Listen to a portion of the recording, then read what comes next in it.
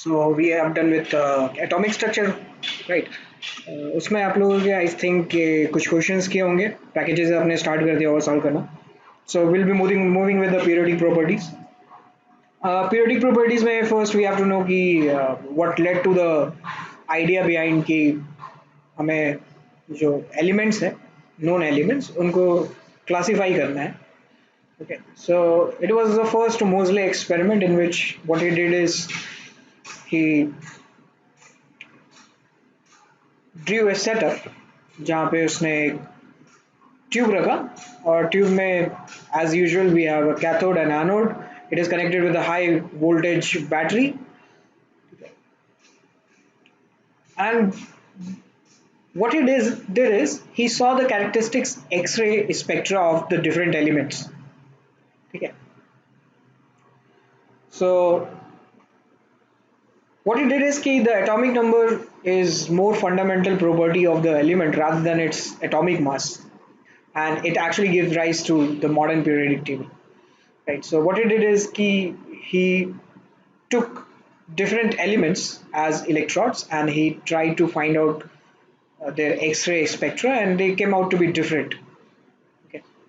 So if the chemical properties or if the fundamental properties of the element would not have been the property of its atomic number, then उसका जो spectra आता है वो सबका same आता है, right? So he gave this result with this experimental data that under root of the frequency of this X-ray is equal to A into Z minus B, where A and B are constant and Z is the atomic number of the elements that we are using. Okay.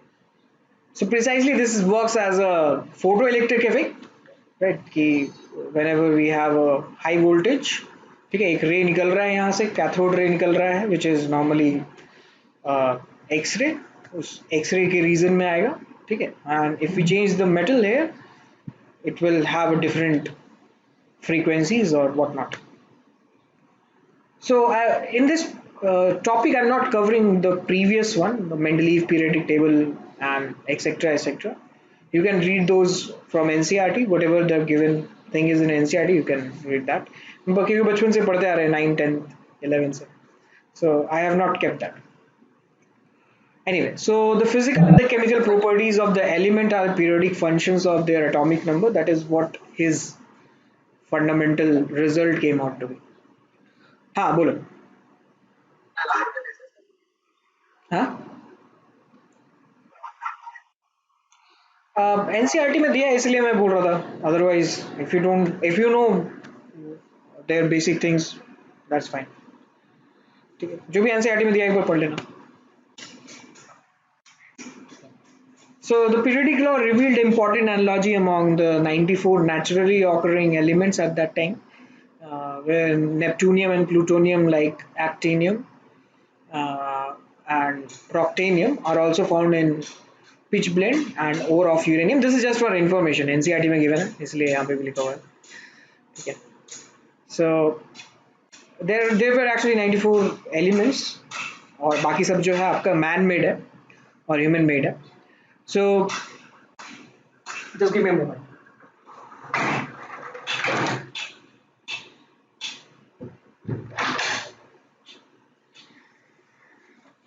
हाँ. So periodic law is essentially the consequence of the periodic verifications of the electronic configurations, and after the atomic structure or atomic model we came to know कि इसमें हर elements का जो electronic structure है वो कैसा हो सकता है by the way of knowing its quantum numbers and their arrangements. ठीक है. So electronic configuration से जो है हम लोग किसी का भी position find कर सकते हैं. This has been kept like that. So the last electron of the subshell determines the block. अगर आपका S block में last electron fill हो रहा है, D block में last electron fill हो रहा है, तो that will be D block. S block में हो तो S block. P block में हो रहा है तो that will be P block. And similarly F block में होगा तो that will be F block. So maximum there are 7 periods. So the maximum principal quantum number tells us about the period. ठीक है, जिस भी पीरियड में होगा उसमें. अगर n equals to 4 है तो that means कि it belongs to 4 period. I'm talking about the maximum n. ठीक है, कोई भी रैंडम नहीं, मैक्सिमम जिसमें फिल्ड है. ठीक है, फिर सिमिलरली अगर एस ब्लॉक का एलिमेंट है तो उसका outer most electronic configuration ns1 और या फिर ns2 होगा, और इसका जो ग्रुप नंबर होगा that will be the number of electrons in its valence shell. ठीक है, अगर ns1 हुआ तो फर्स्ट ग्रुप का है, सेकंड 2 हुआ तो सेकंड ग्रुप का है. पी ब्लॉक के लिए होगा ns2 np1 to 6. ठीक है, np1 2 3 4 5 6 ऐसे चलता जाएगा. So they actually belongs from 13th group to 18th group, right? और इसका जो ग्रुप नंबर होगा that will be 10 plus number of the valence shell electrons. Okay? जैसे बोरॉन है तो बोरॉन का इलेक्ट्रॉनिक कॉन्फ़िगरेशन आउटर मोस्ट क्या हो जाएगा 2s2 2p1. उसका जो पीरियड बोलेंगे हम लोग तो दैट इज सेकेंड पीरियड, और इसका जब हम लोग कोई ग्रुप बोलेंगे तो that will be the 13 group which is precisely the number of valence shell electrons which is 3 plus 10. फिर डी ब्लॉक के लिए जो इलेक्ट्रॉनिक कॉन्फ़िगरेशन होगा that will be n-1 d 1 to 10 and ns 0 to 2. ठीक है, और इसका जो ग्रुप नंबर होगा that will be the number of ns plus n-1 d shell electrons. ठीक है, तो इस इनमें जितने इलेक्ट्रॉन्स है उससे आप उसका ग्रुप नंबर फाइंड कर सकते हैं. सिमिलरली एफ ब्लॉक के लिए जो है आपका n-2 f0 to 14 n-1 d0 to 2 and ns2. ठीक है, they all belong to the third group. Okay, इनका ग्रुप फिक्स्ड है. एक पीरियोडिक टेबल देख लेते हैं कैसा दिखता है, then we will talk about it. So this is a general periodic table. So whenever you are moving from left to right, we are going to get different groups, और जैसे आप top से बॉटम जाओगे we are going to get different periods. okay. F block elements जो हैं वो आपके lanthanum से आते हैं और एक्टिनाइट से आते हैं. सो लैंथेनम के बाद जितने भी एलिमेंट्स हैं वो सब F ब्लॉक में फिल होते हैं. So this is precisely 57 atomic number and actinium के लिए 89 atomic number. ठीक है, ये यहाँ फिल्ड है. इसलिए हम लोग कह रहे थे जो F ब्लॉक एलिमेंट्स है वो सारे के सारे थर्ड ग्रुप में है, राइट, थर्ड ग्रुप.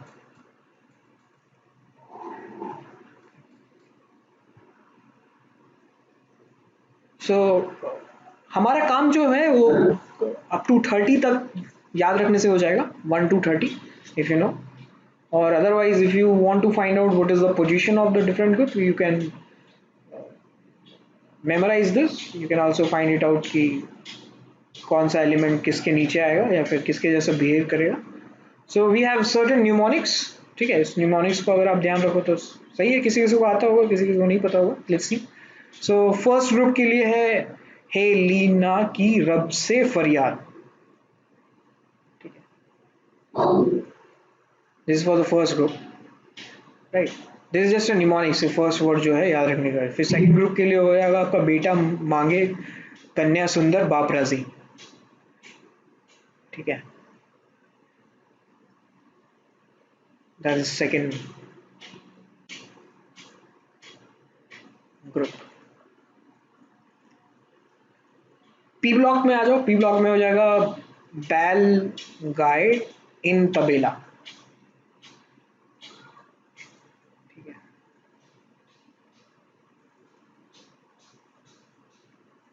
आप अपना खुद का भी याद रख सकते हो. इट इज नॉट नेसेसरी कि आप मेरा ही याद रखो, बहुत सारे होते हैं. ठीक है, फिर next is carbon family. Carbon is चले सीता जी संग प्रभु. ठीक है, चले सीता जी संग प्रभु. फिर 15 ग्रुप में हो जाएगा नेपाल आसाम सब बराबर. ठीक है, यहाँ पे थोड़ा बहुत और हो जाता है because this is bismuth. After bismuth जितने भी एलिमेंट्स हैं वो सारे के सारे आपके रेडियो एक्टिव एलिमेंट्स हैं. Next is oxygen family which is उससे टीपो. टीपो का मतलब होता है कॉपी करना. So if someone is copying in examination तो उससे टीपो, उससे कॉपी करो. फिर then we have fluorine family और द हैलोजन फैमिली.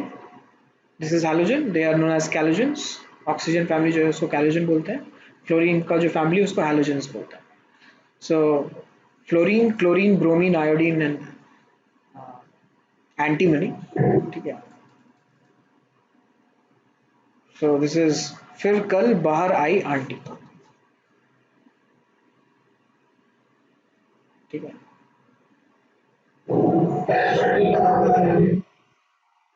80, 80 शायद एस्टेटिन ही. हाँ एस्टेटिन है, माय बैड. मैंने इसको क्या बोला था, एंटीमनी बोल दिया था. अच्छा अच्छा.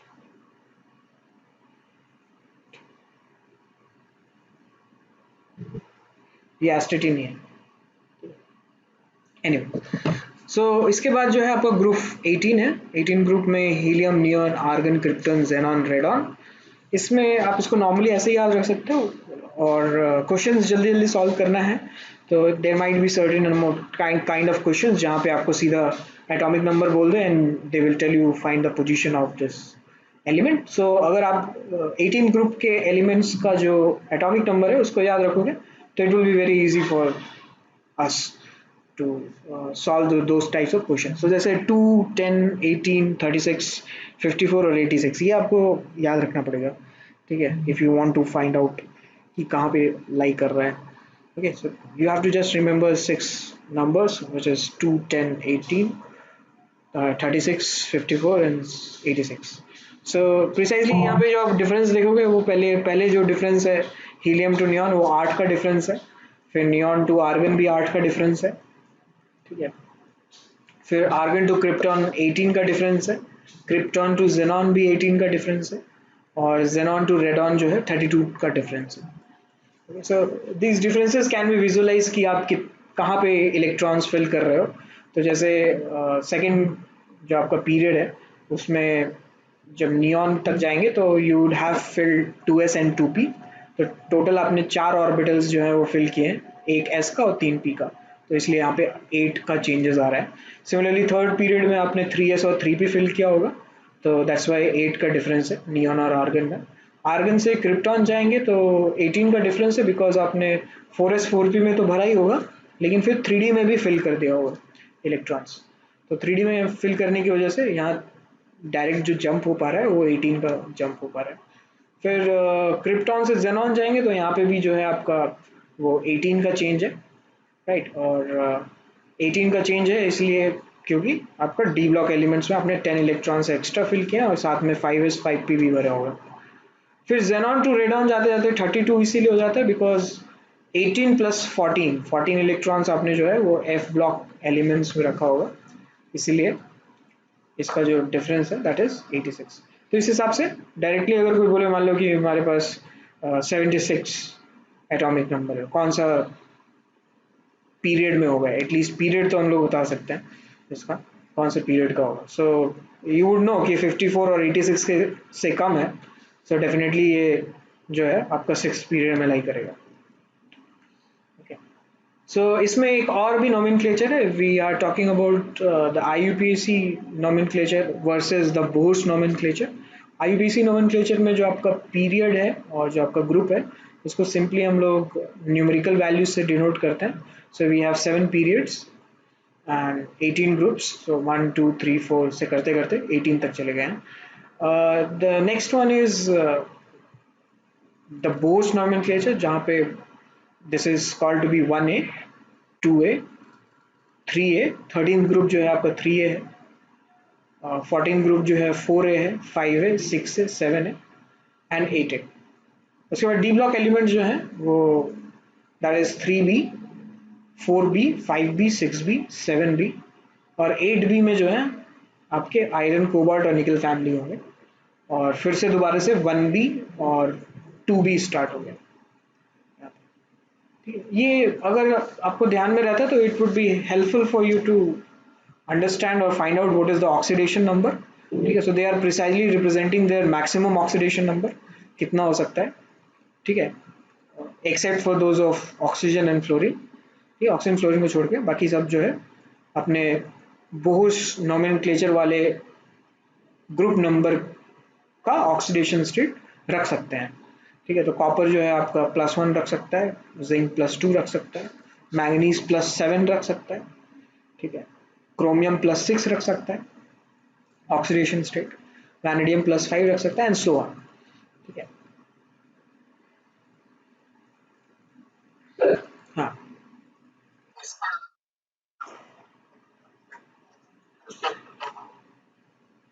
Maximum oxidation state is its group number, that's it.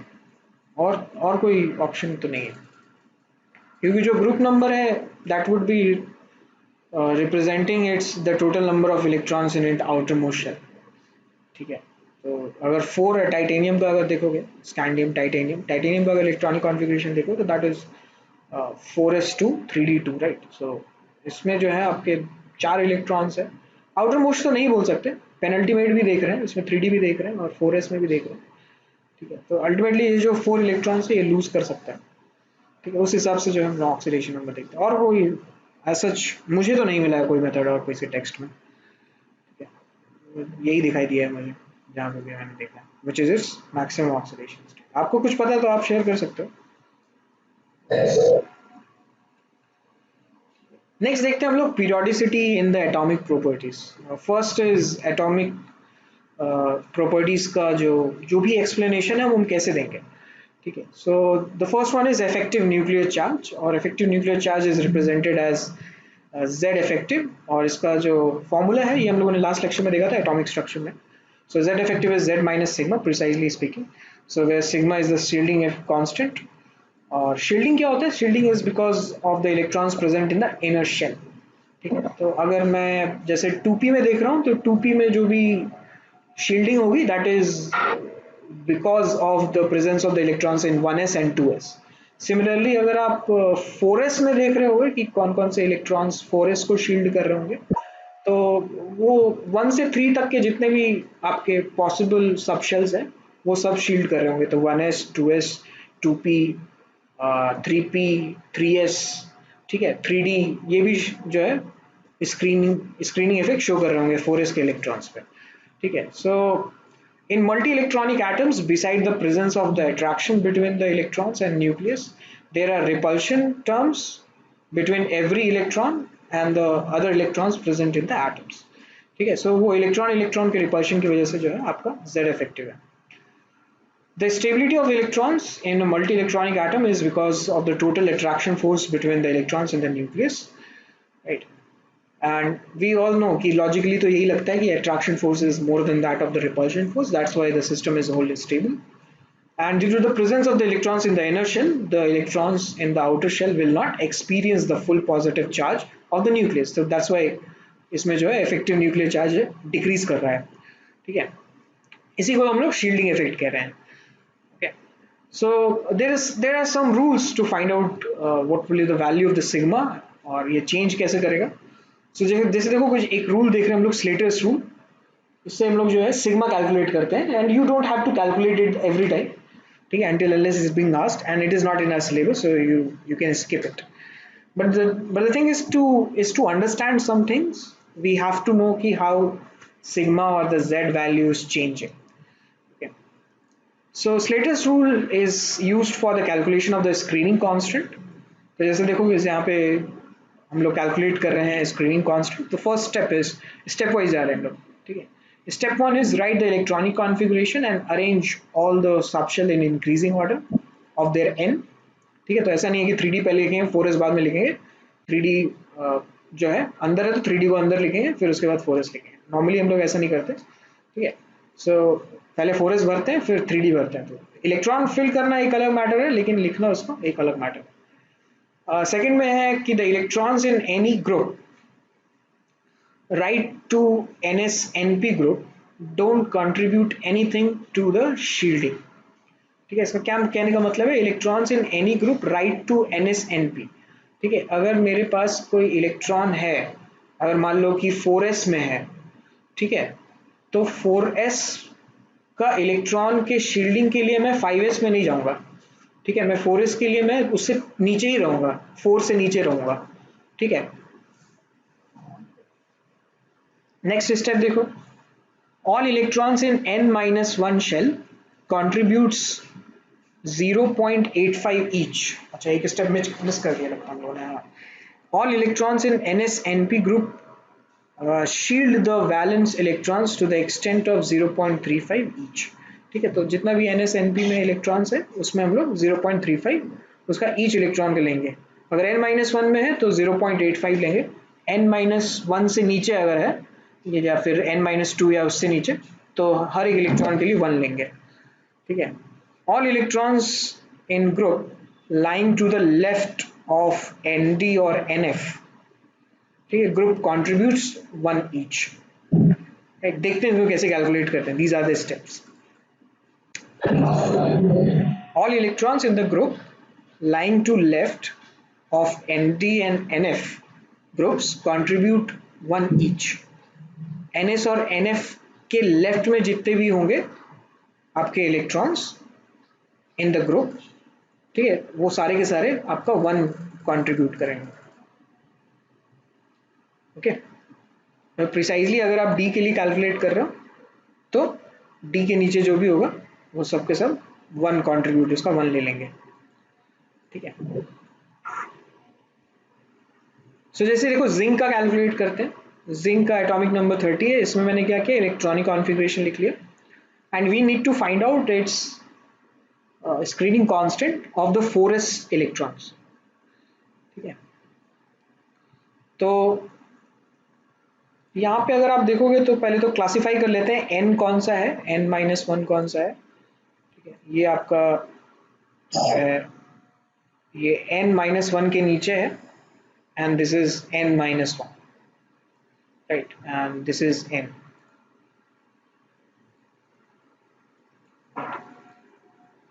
तीन कैटेगरी है हमारे पास total, right. According to the rule हम लोग क्या कर रहे हैं, ऑल इलेक्ट्रॉन्स इन NS-NP, मतलब जिस n के लिए निकाल रहे हैं हम लोग, s में हो या p में हो, उसके लिए बात कर रहे हैं.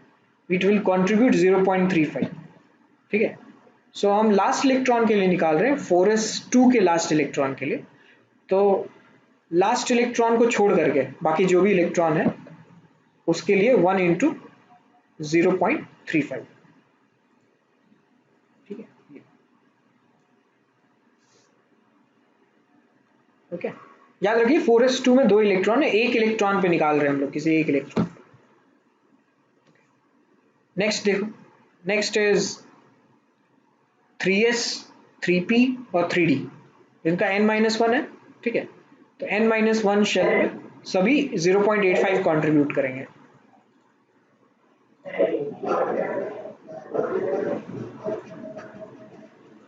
हाँ, क्यों नहीं कर सकते, कर सकते हैं.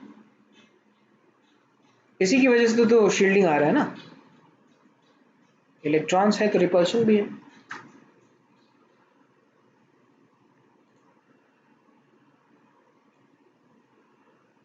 ठीक है. ये आपका सेकंड कैटेगरी हो गया. टोटल हमारे पास थर्ड शेल में जो 18 इलेक्ट्रॉन्स है. ठीक है. 2 s के, 4 p के और 10 जो है आपके d के.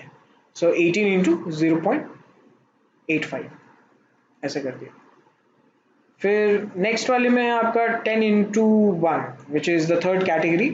तो थर्ड कैटेगरी में आपका n-1 से नीचे, मतलब n-2 या उससे नीचे. ठीक है. सबके लिए 1 कंट्रीब्यूट करेंगे. तो उससे आ गया आपका 10 इंटू 1. इसको जब कैलकुलेट किया तो we got it the value of 4.35 और यहाँ से जो है आप इसका इफेक्टिव न्यूक्लियर चार्ज जो है निकाल सकते हो. ठीक है. आप ही निकाल करके देखो. मैंगनीज का एक बार निकाल कर देखो इस रूल को फॉलो करके कितना आना चाहिए.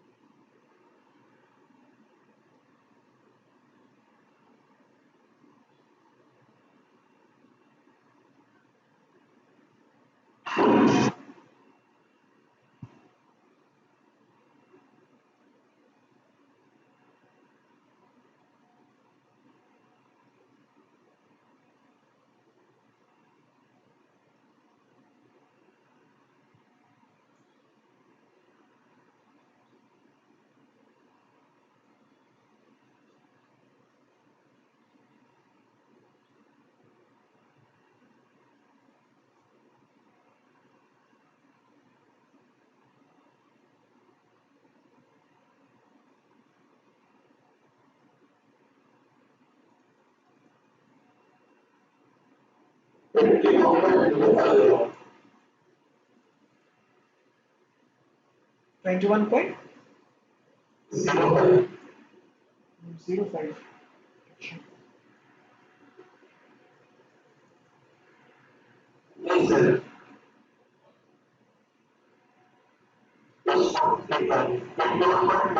21.4 एग्जैक्ट। तो आपका जेड इफेक्टिव जो है वो 3.6 आया होगा। जो मैंगनीज में जो डिफरेंस है, जिंक में जो डिफरेंस है वो डी इलेक्ट्रॉन्स का है ना, तो बस यहाँ पे जो आपका डी इलेक्ट्रॉन्स है उसमें हम लोगों को कम रखना पड़ेगा। यहाँ पे 10 इलेक्ट्रॉन्स है हम, और मैंगनीज में हमारे पास 5 इलेक्ट्रॉन होते हैं, तो यहाँ से जो है आपको 5 माइनस करना पड़ेगा, 13 इंटू 0.85, तो यहीं से आपका जो है 3.6 आ जाएगा। तो यहाँ पे आप देखो जैसे जो सिग्मा का वैल्यू है और जेड का वैल्यू है, this is given in D block elements. ठीक है, डी ब्लॉक एलिमेंट्स में कैसे वेरी करता है, तो आप यहाँ पे देखोगे कि सिग्मा का जो वैल्यू है दैट इज कॉन्स्टेंटली इंक्रीजिंग। ठीक है, and the reason for that is कि नंबर ऑफ इलेक्ट्रॉन्स जो है आपके इंक्रीज कर रहे हैं, है ना, और होना भी चाहिए। अगर नंबर ऑफ इलेक्ट्रॉन्स इंक्रीज करेगा तो जो सिग्मा का वैल्यू है वो भी आपका इंक्रीज करेगा। तो स्कैंडियम टू जिंक में आते आते जो आपका सिग्मा है दैट इज इंक्रीजिंग, लेकिन जेड इफेक्टिव का कुछ कह नहीं सकते क्योंकि जेड इफेक्टिव कंटिन्यूसली इंक्रीज भी नहीं कर रहा और कंटिन्यूसली डिक्रीज भी नहीं कर रहा। But believe me that is only for the case of, because of the case of the D block elements. ठीक है, क्योंकि डी ब्लॉक एलिमेंट्स में हम इलेक्ट्रॉन्स जो है वो उसकी भी हेरा फेरी कर देते हैं कभी कभी। तो जैसे आपको क्रोमियम और मैंगनीज के बीच में डिफरेंस दिखेगा। ठीक है, क्रोमियम तक आते आते देखो जैसे जो आपका Z effective है that was actually continuously increasing। ठीक है, 3.15 3.3, क्रोमियम में आते ही वो डायरेक्टली डिक्रीज कर गया। ठीक है, तो ये एक ब्रेक पॉइंट है कि हमारा जो जो भी ट्रेंड है that is breaking because of its electronic configuration, different electronic configuration. फिर मैंगनीज आयरन कोबाल्ट का भी सही चल रहा है, धीरे धीरे इंक्रीज कर रहे हैं, निकल तक आ रहा है कि सही है, लेकिन कॉपर में फिर से डिक्रीज हो गया because this is also a break point. हमारे पास इलेक्ट्रॉनिक कॉन्फ़िगरेशन इसका डिफरेंट है औरों के बजाय, इसलिए ये जो दो दो जगह पे क्रोमियम और कॉपर है इसकी वजह से जो जेड इफेक्टिव है वो भी आपका इफेक्ट कर रहा है। ठीक है, बट अब देखो क्या जरूरी है कि डी ब्लॉक एलिमेंट में ही ऐसा हो, किसी और में भी हो सकता है क्या? तो जैसे देखो व्हाट आई डिड इज कि when lithium beryllium boron carbon nitrogen oxygen fluorine और नियॉन, ठीक है, सेकंड जो भी आपका पीरियड है उसका निकालने की कोशिश करी। यहाँ तो कोई दिक्कत नहीं है, यहाँ पे आ जाना चाहिए।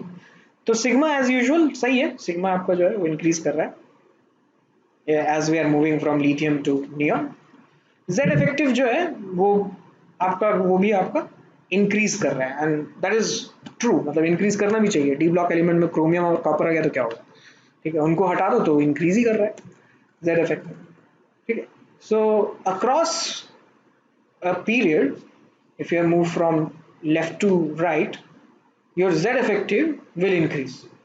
ठीक है, and it suggests that it is going to affect certain properties of the elements। now let's see कि what happens अगर हम एक ग्रुप में बात करें, प्रॉपर ग्रुप में, तो we are talking about the first group. ठीक है, lithium sodium potassium rhodium caesium, इसके बारे में अगर हम लोग बात करें तो जो सिग्मा है वो सिग्मा एज यूजुअल इंक्रीज कर रहा है, और इंक्रीज करना भी चाहिए। As I said, number of electrons increase करोगे सिग्मा भी इंक्रीज होगा। लेकिन जब आप जेड इफेक्टिव कैलकुलेट करोगे तो it will give you a surprising result. You can see that कि Z effective is not changing. ठीक है, it has become constant. Right, I'm not saying this by only by seeing the values of the first group। ठीक है, you can take help of any text, और even though NCERT में भी यही लिखा है, right, you can also calculate it, so you have now various things to check it, right? So z effective कोई काम का नहीं है whenever we are moving from top to bottom। काम क्या है? काम ये है कि एक्सप्लेन करना है एलिमेंट्स की प्रॉपर्टीज को। ठीक है, सो एलिमेंट्स की प्रॉपर्टीज को एक्सप्लेन करने का हमारे पास फुल प्रूफ दो तरीका है। ठीक है, कौन कौन सा दो तरीका है? कि whenever we are moving from left to right, ठीक है, in a period, and top to bottom in a period, we have two different things. तो कुछ भी एक्सप्लेन अगर करना हो, if you are moving from left to right, then connect it with effective nuclear charge. Okay, कोई भी property हो, size हो, आयनिक एनर्जी, आयनाइजेशन एनर्जी हो, इलेक्ट्रॉन गेन एंथैल्पी हो, इलेक्ट्रोनेगेटिविटी हो, कोई सी भी property. Okay, and whenever you are coming from top to bottom, you have already seen कि z effective यहाँ पे कोई काम का नहीं है, इसीलिए try to relate it with the increasing value of n. ठीक है, और in other words try to explain it with the help of the increasing size.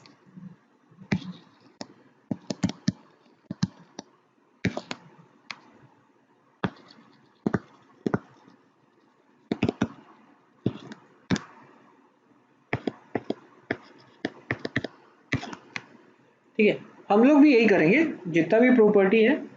If you are moving from left to right, we have to explain something, we'll take help of z effective. If we are moving from top to bottom, we'll take help of the size. Okay.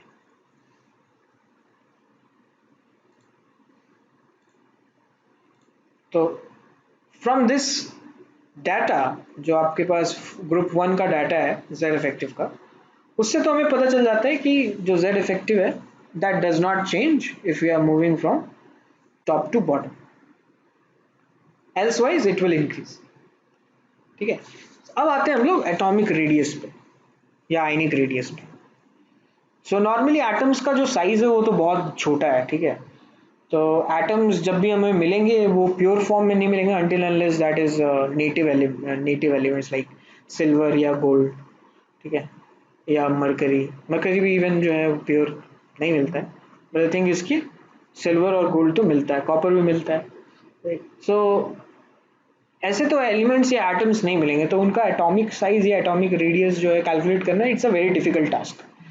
ठीक है, so they will always be found in a combined state, और molecular state में मिलेगा. ठीक है, या impure state में मिलेगा. तो we need certain ideas to calculate the atomic radii और आयनिक रेडियस. ठीक है, so we actually follow 3 kinds of different methods to find out the radius. ठीक है, पहला है कोवेलेंट रेडियस. ये वैसे एलिमेंट्स के लिए है जो कोवेलेंट बॉन्ड्स बनाते हैं. सो यू मे इमेजिन कि जो पी ब्लॉक एलिमेंट्स है इनमें जो है आपका कोवेलेंट रेडियस निकलता है. ठीक है, तो इसमें क्या करते हैं कि कोवेलेंट बॉन्ड्स कैसे बनते हैं. Covalent bonds are formed by the overlapping of the atom, है ना. ऊपर करना है क्या? हाँ, क्या बोल रहे थे, बोलो बोलो. शेयर करो हमारे साथ भी, शेयर करो. कोवेलेंट बॉन्ड कैसे बनते हैं? By sharing of electrons, right. तो ओवरलैप करेगा दो एटम, तो इसलिए यहाँ पे देखो जैसे ये दोनों एटम्स जो है वो ओवरलैप कर रहे हैं आपस में. ठीक है, और इनके बीच का जो डिस्टेंस होगा that will be the distance with internuclear distance, और इसके रेडियस को और इंटरन्यूक्लियर डिस्टेंस के हाफ को, मतलब इस d/2 को अगर आप कंपेयर करोगे तो जो आपका रेडियस है वो ज्यादा आएगा. नहीं, actual radius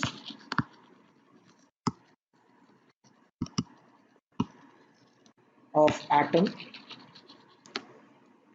which is r actual, will be more than d/2, right. तो इसमें इसमें जो आपको अप्रॉक्स वैल्यूज मिलेंगे, ऐसा नहीं है कि एकदम एग्जैक्ट वैल्यू मिलेगा. तो जैसे अगर Cl2 देखते हैं तो Cl2 का जो वैंडरवाल डिस्टेंस है d, that distance is 198 picometre. ठीक है, और इससे हम लोगों के पास जो उसका कोवेलेंट रेडियस है वो आ जाता है 99 पिकोमीटर. एक और तरीका है इसमें ऐसे ही, one is metallic radius. So precisely speaking, तो ब्रॉडली अगर बोल रहे हैं तो डी ब्लॉक एलिमेंट जो है वो मेटल्स आपके, और इनका जो है मेटेलिक रेडियस निकाल सकते हैं हम लोग. तो जैसे कॉपर है, कॉपर का आपका 128 picometre. This type of radius is actually the most accurate radius. ठीक है, इसका जो रेडियस होगा ये प्रिसाइजली आपको दिख रहा है कि दोनों एटम जो है वो टच कर रहे हैं. एंड वी नो कि सॉलिड्स में जो है या मेटल्स में जो है वो पैक्ड रहेंगे बिल्कुल. ठीक है, और they will not have any spaces between them. तो इसका जो रेडियस आएगा वो directly we can write it down as d/2। Van der waals radius देखिए, वैंडरवाल रेडियस उसके लिए होगा जिसमें कोई बॉन्ड नहीं बनता, जैसे आपका हीलियम हो गया, या फिर प्रिसाइजली स्पीकिंग तो 18 ग्रुप के जो एलिमेंट्स हो गए उनके लिए कैसे निकालेंगे, ठीक है। तो इनके बीच में जो डिस्टेंस होगा definitely, and they are not going to touch each other, right, and mostly they will be gases molecules, ठीक है। ऐसे ज़रूरी नहीं है कि सिर्फ 18 ग्रुप के लिए ही निकालते हैं रेडियस, और भी मॉलिक्यूल्स के लिए हम लोग निकाल सकते हैं, ठीक है। मॉलिक्यूल्स के लिए निकालते हैं, एटम्स के लिए जो जैसे मान लो कि H2 है या Cl2 है, ठीक है, तो Cl2 मॉलिक्यूल जो है आपस में वो टकराएंगे नहीं। ये मान लो कि अगर Cl2 है और ये Cl2 है, ठीक है, तो ये आपस में कभी भी आकर के कांटेक्ट नहीं करेंगे, because they will have a repulsion.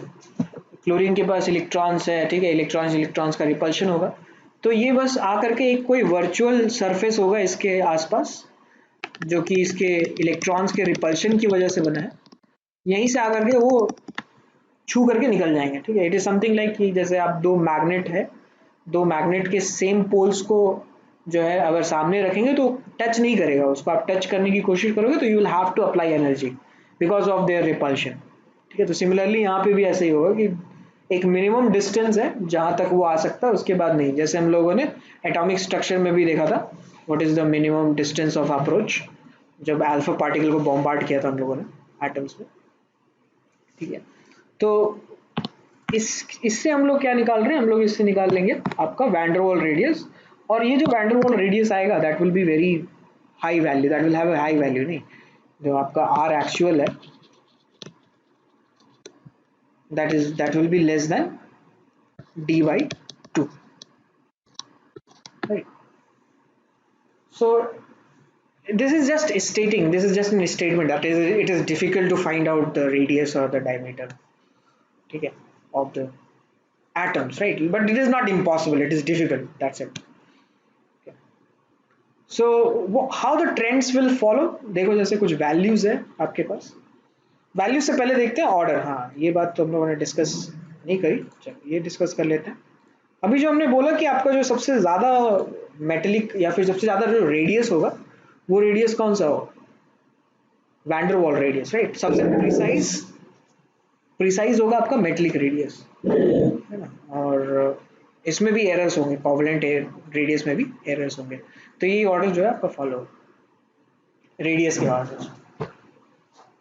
अगर हम लोग कुछ देखें जैसे मान लो कि एटॉमिक रेडियस या आयनिक रेडियस का trend throughout the period, so when we are moving from left to right, तो आपका जो साइज है वो साइज देखो यहाँ पे डिक्रीज कर रहा है, ठीक है, we are moving from lithium to fluorine, similarly we are moving from sodium to chlorine, so धीरे धीरे ये जो है आपका वैल्यूज डिक्रीज कर रहा है। तो अभी देखो जैसे this is one of the properties of the atoms, right, so what we are doing, we are moving from left to right and the size is decreasing, right? So the reason for this is the increasing effective nuclear charge, z effective increase कर रहा है इसीलिए atomic radius decrease कर रहा है, z effective increase करेगा तो attraction बढ़ेगा outer most shell इलेक्ट्रॉन का, और अगर attraction बढ़ेगा तो वो न्यूक्लियस के ज्यादा पास रहेगा, इससे साइज कम हो जाएगा, ठीक है।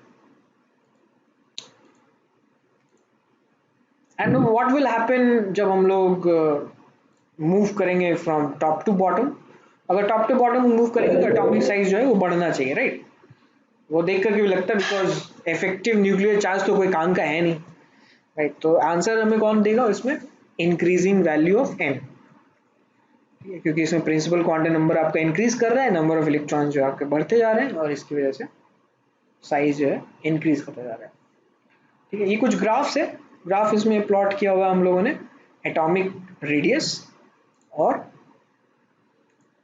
एटॉमिक नंबर के बीच में, ठीक है। सो जैसे देखो लिथियम और फ्लोरीन से अगर हम लोग मूव कर रहे हैं तो ये मूवमेंट हमें ये शो कर रहा है कि इसका जो एटॉमिक साइज है या एटॉमिक रेडियस है वो डिक्रीज करेगा,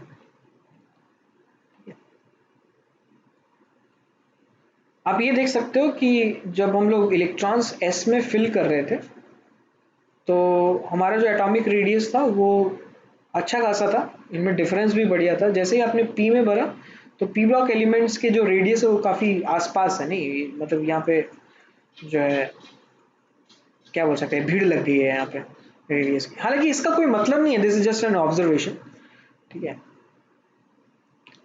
फिर जैसे एटॉमिक रेडियस अगर हम लोग लिथियम से सीजियम में देखेंगे तो यू कैन सी कि ये धीरे धीरे जा करके इंक्रीज हो रहा है, राइट। फ्लोरीन से आयोडीन का भी इंक्रीज हो रहा है, राइट। सो ट्रेंड्स इसमें यही है कि the atomic size generally decreases across a period.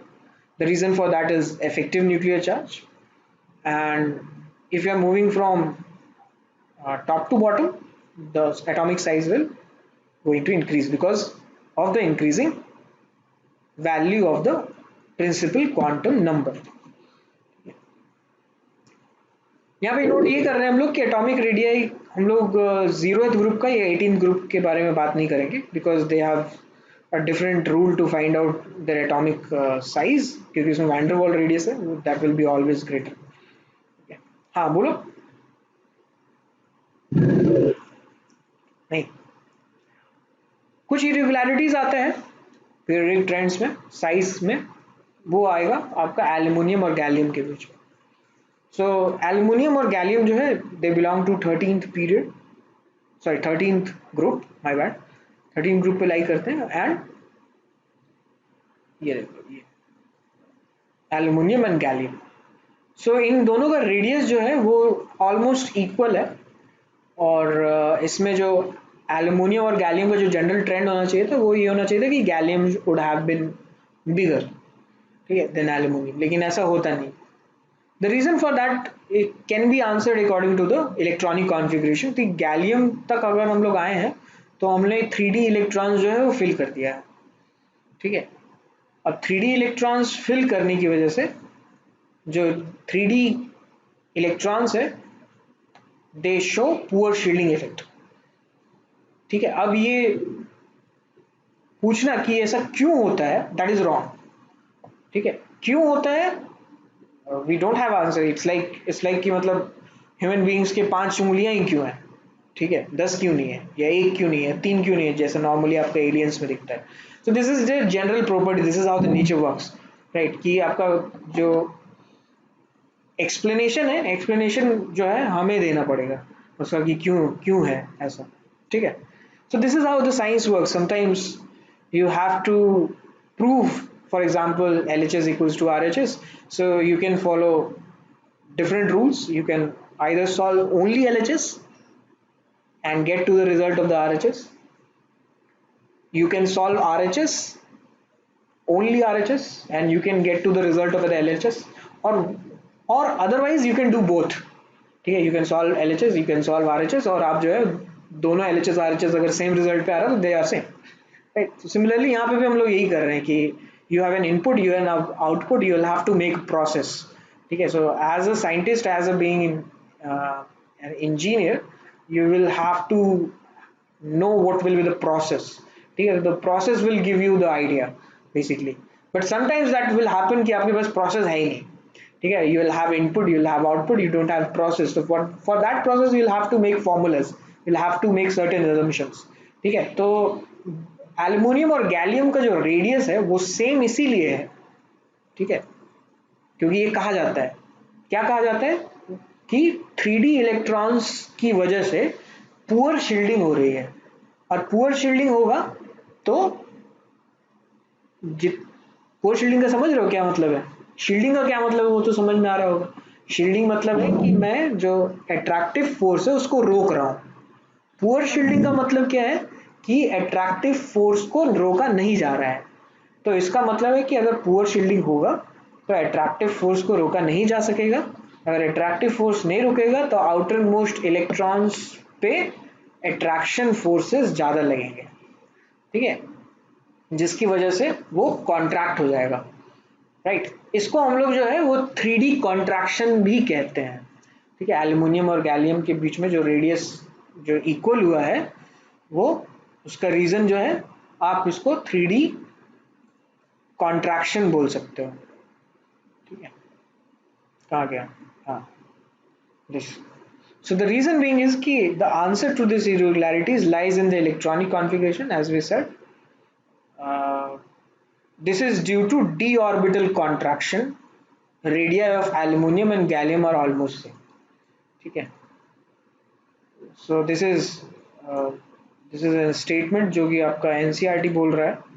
अगर NCERT नहीं बोल रहा होगा तो शायद I think I'm not sure कि ये कहाँ से उठाया गया है statement, but this statement is either being stated from NCERT or from JD Lee book. So this is what it is. You don't have to write down कि ये poor shielding effect.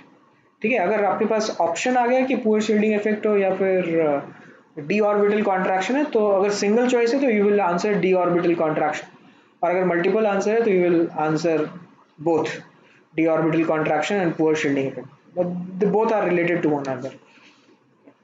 So from scandium to chromium, जैसे देखो irregularities D block में भी है, तो scandium to chromium जो आपका साइज है, that size will increase. Okay, just give me a second. एक ही पेज में. हाँ, so from scandium to chromium, the atomic size will decrease.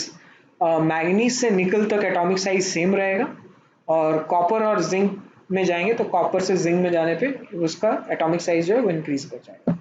ठीक है, ये आप इरेगुलरिटीज में भी देख सकते हो कि स्कैंडियम से क्रोमियम में एटॉमिक साइज जो है वो डिक्रीज कर रहा है. Reason being is the increasing effective nuclear charge. ठीक है, या फिर increasing sigma, right.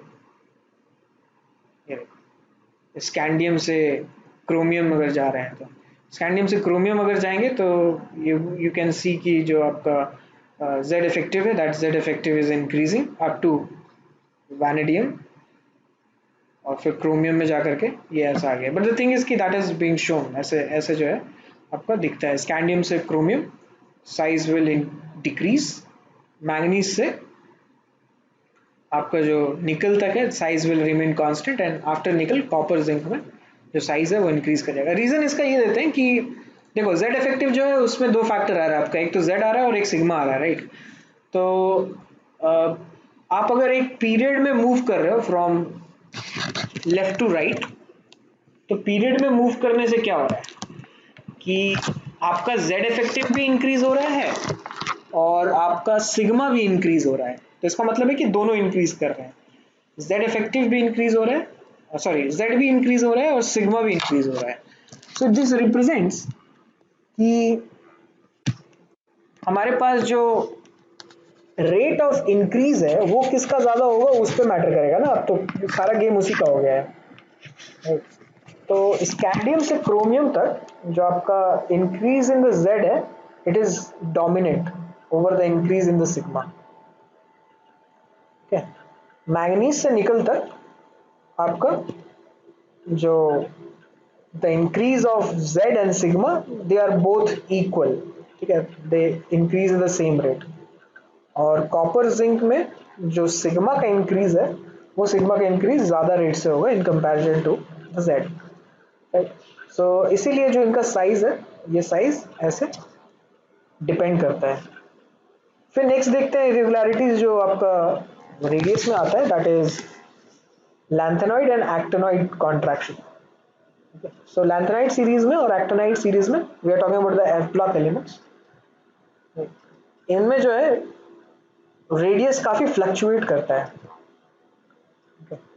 and the reason that we give for it is the poor shielding effect of 4f and 5f electrons.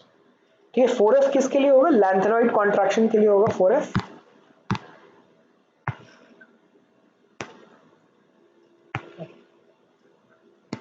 और एक्टिनॉइड कॉन्ट्रैक्शन के लिए हो जाएगा आपका 5f. तो अगर कोई आपसे पूछे कि एक्टिनॉइड कॉन्ट्रैक्शन क्यों हो रहा है, तो that is because of the poor shielding effect of the 5f orbital electron. ठीक है, और lanthanide contraction will be for 4f electrons.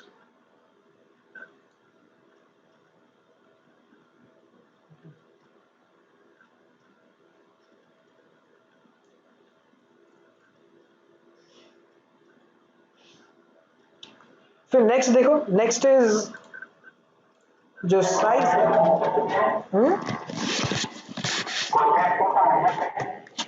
Contraction मतलब डिक्रीज, किसी चीज में डिक्रीज होना इस कॉन्ट्रैक्शन। ये प्रेशराइज करके या फिर कॉन्ट्रैक्ट करते हैं, जैसे बलून को कॉन्ट्रैक्ट कर सकते हैं हम प्रेशर डाल। ठीक है, अब लिटरल मीनिंग पूछ रहे थे या फिर कुछ और पूछ रहे थे? ओके, ठीक है। So next is the atomic radius of the third transition series is almost equals to atomic radius of the second transition series, right? Third transition series कौन सा है? ये जो आपका सिक्स्थ पीरियड वाला है, that is the third transition series.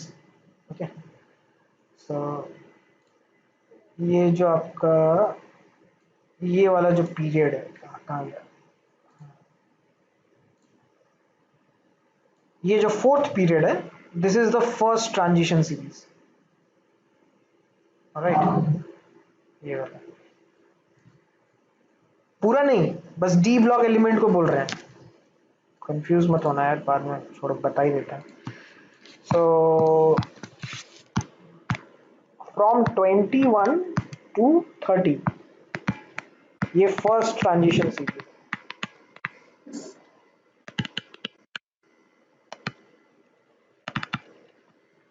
ठीक है। फिर 39 टू 48 ये आपका सेकेंड ट्रांजिशन सीरीज है, ठीक है। और 57 टू 80 ये आपका थर्ड ट्रांजिशन सीरीज। उसमें भी वो नहीं हम लोग काउंट कर रहे हैं 58 से लेकर के 58 से लेकर के जो एफ में जहां तक हम लोगों ने भरा है वो 71 तक।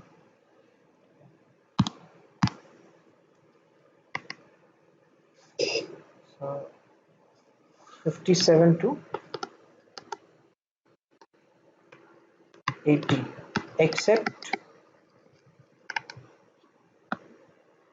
58 to 71 is third transition series।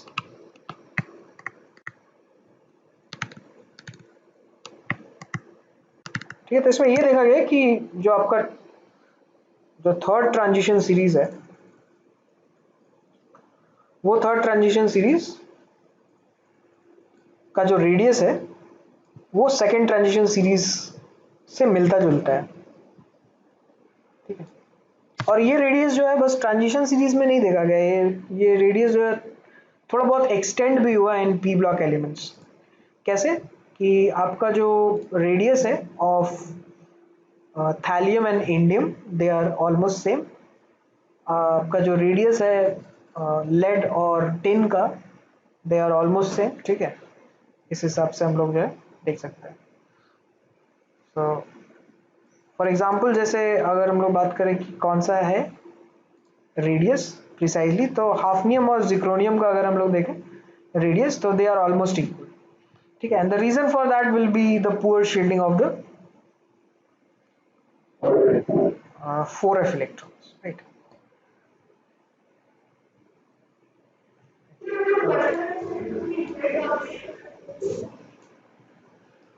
बेटा ये तो मतलब कैलकुलेट करके ही फाइंड आउट कर सकते हैं, इसमें और कुछ क्या कहा नहीं जा सकता है, ठीक है। बाकी और कोई रीज़न ही नहीं है। So you just have to see, ठीक है। देखो देखते हैं, मैं देखने की कोशिश करता हूँ, मैंने पहले भी देखा है, I couldn't see that. Exactly, मतलब जेड इफेक्टिव उसमें नहीं हो रहा है, उस हिसाब से दिख ही नहीं रहा है, ठीक है। इससे कोई रिलेशन ही नहीं आ रहा है, इसमें क्रोमियम में जो है जेड इफेक्टिव से कोई रिलेशन नहीं आ रहा। बाकी आप सब देखोगे जैसे स्कैंडियम टू क्रोमियम, तो उसमें अगर आप सिग्मा का जो इंक्रीज है वो देखो, जैसे कितना का इंक्रीज कर रहा है देख लेते हैं। 0.8 का इंक्रीज कर रहा है, 0.8 का कर रहा है। हाँ, मेजर फैक्टर तो आपका जो है वो जेड इफेक्टिव ही है, तो आपका लेकिन Z effective will always increase ही करेगा वो हमेशा, ठीक है। जेड इफेक्टिव कभी भी डिक्रीज नहीं। हाँ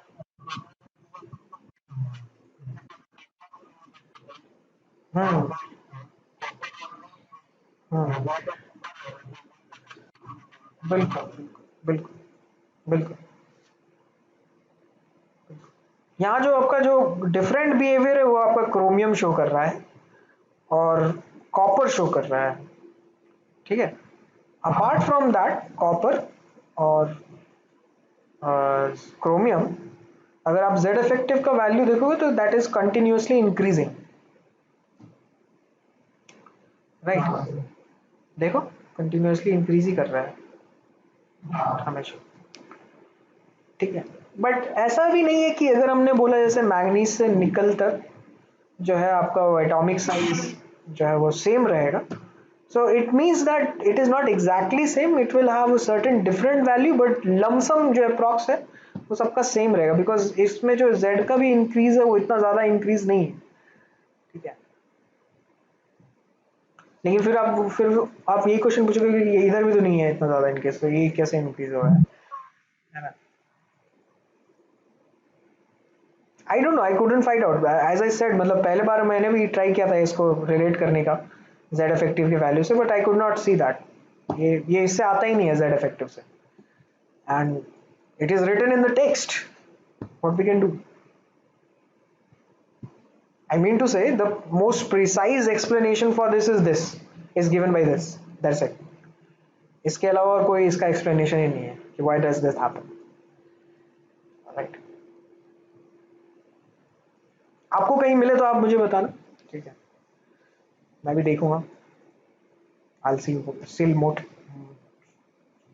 कुछ और देखते हैं कहीं से मिलेगा तो, बट एनीवे सो हाँ, ये जो हाफनियम और जिक्रोनियम का जो आपका रेडियस है that radius will be almost same, ठीक है। और ये 4f की वजह से हो रहा है, so you should mind that कि जब तक आप 4f में नहीं आओगे तब तक, या 4f इलेक्ट्रॉन जब तक फिल नहीं होंगे तब तक जो है वो आपका साइज जो है वो सेम नहीं होगा। तो इसका मतलब है कि आपका जो इड्रीबियम है और लैंथनम है ये नॉर्मल बिहेवियर शो करेंगे, ठीक है।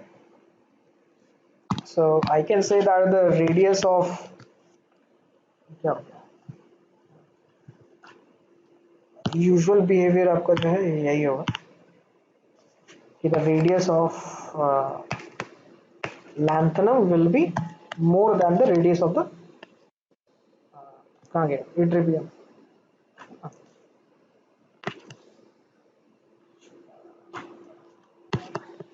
ये हमें ये फॉलो होगा, ये ठीक है, ठीक है।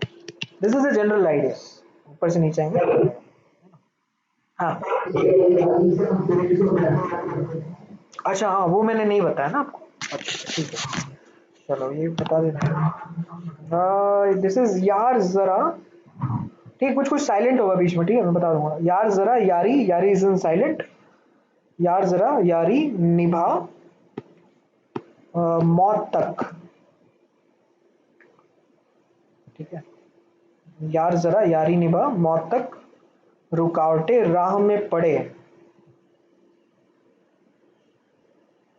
रुकावटें राह में पड़े तो आग में कूद जाना।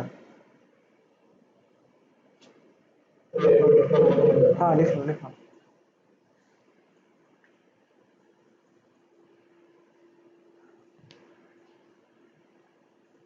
यार जरा यारी निभा मौत तक, रुकावटें राह में पड़े तो आग में कूद जाना।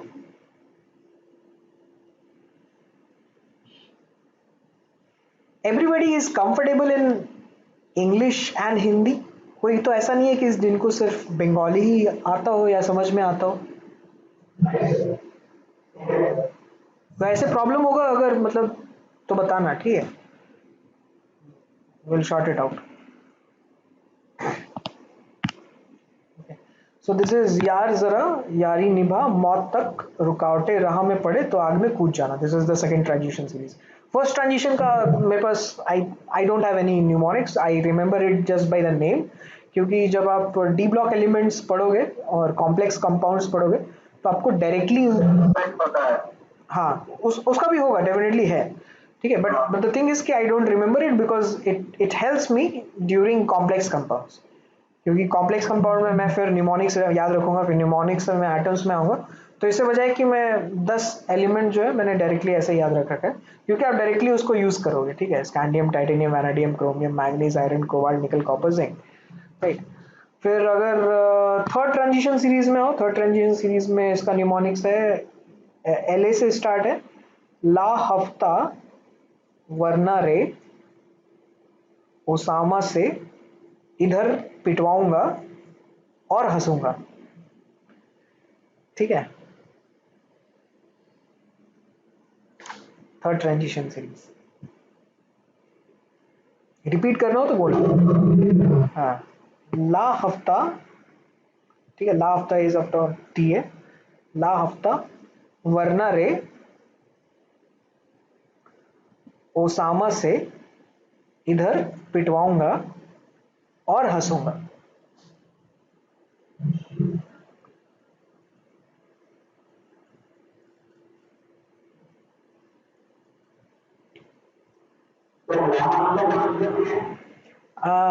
वो मुंबई में हफ्ता वाला भाई लोग नहीं होते जो पैसे वसूली करते हैं, फिरौती, मूवीज में देखा होगा। नहीं।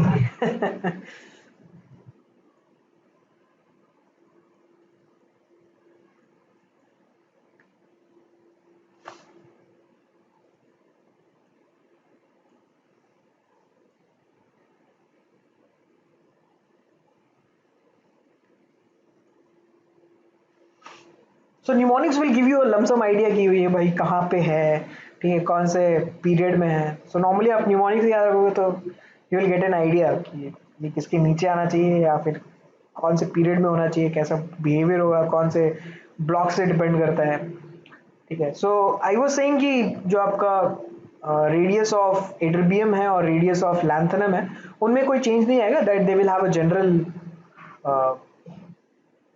रिलेशन ऑफ देयर रेडियस, क्योंकि यहाँ पे तो 4f नहीं भरा है ना अभी, 4f कहाँ से भरता है, हाफनियम से भरता है, राइट। तो आप ये जो है इनमें इसमें लगा सकते हो, इस इन सब में लगा सकते हो, ठीक है, यहाँ पे लगा सकते हो, एक्चुअली यहाँ तक लगा सकते हो, ठीक है। And the reason will be same कि आपका जो 4f का है इलेक्ट्रॉन्स, उसकी वजह से जो है पुअर शील्डिंग हो रहा है, और रेडियस में जो है एनोमलीज आ रही है, ठीक है। तो दो मेजर चीजें हमारे हो गए, एक तो जेड इफेक्टिव और एटॉमिक साइज, इन्हीं के बेसिस पे जो है हम लोग सभी और प्रॉपर्टीज एटॉमिक साइज का या फिर एटम्स का देखेंगे, ठीक है।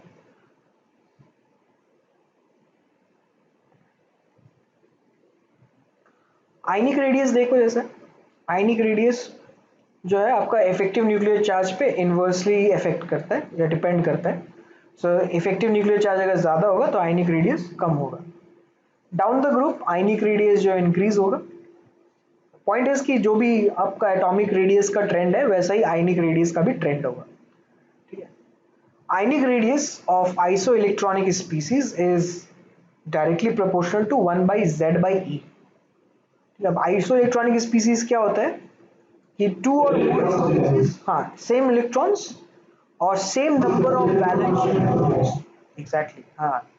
So two or more species with same number of atoms, same number of valence shell electrons and same structure, ठीक है, तीन चीजें हैं यहाँ पे, right. Same number of atoms, अगर हम कंपाउंड या फिर किसी आयन की बात कर रहे हैं, same number of valence shell electrons, ठीक है, वैलेंस शेल इलेक्ट्रॉन्स भी काउंट करना है, और सेम स्ट्रक्चर भी होना चाहिए, एग्जैक्टली। ये बाकी दोनों जो है हम लोग केमिकल बॉन्डिंग में जब पढ़ेंगे तब आएगा, ठीक है। ये हम लोग सिर्फ कंपाउंड के लिए ही बोल सकते हैं, जैसे अगर मैं CO2 बोलूं और मैं SO2 बोलूं, तो CO2 और SO2 का स्ट्रक्चर चेंज हो जाएगा, ठीक है। तो they seem to have similar structure but it won't happen. लेकिन अगर CO2 और CS2 देखें, ठीक है, तो ये दोनों आपस में आइसो इलेक्ट्रॉनिक होंगे, कौन कौन सा, CO2 और CS2, right? They will be isoelectronics because they will have same number of atoms, they have same number of valence shell electrons, and they have same structure.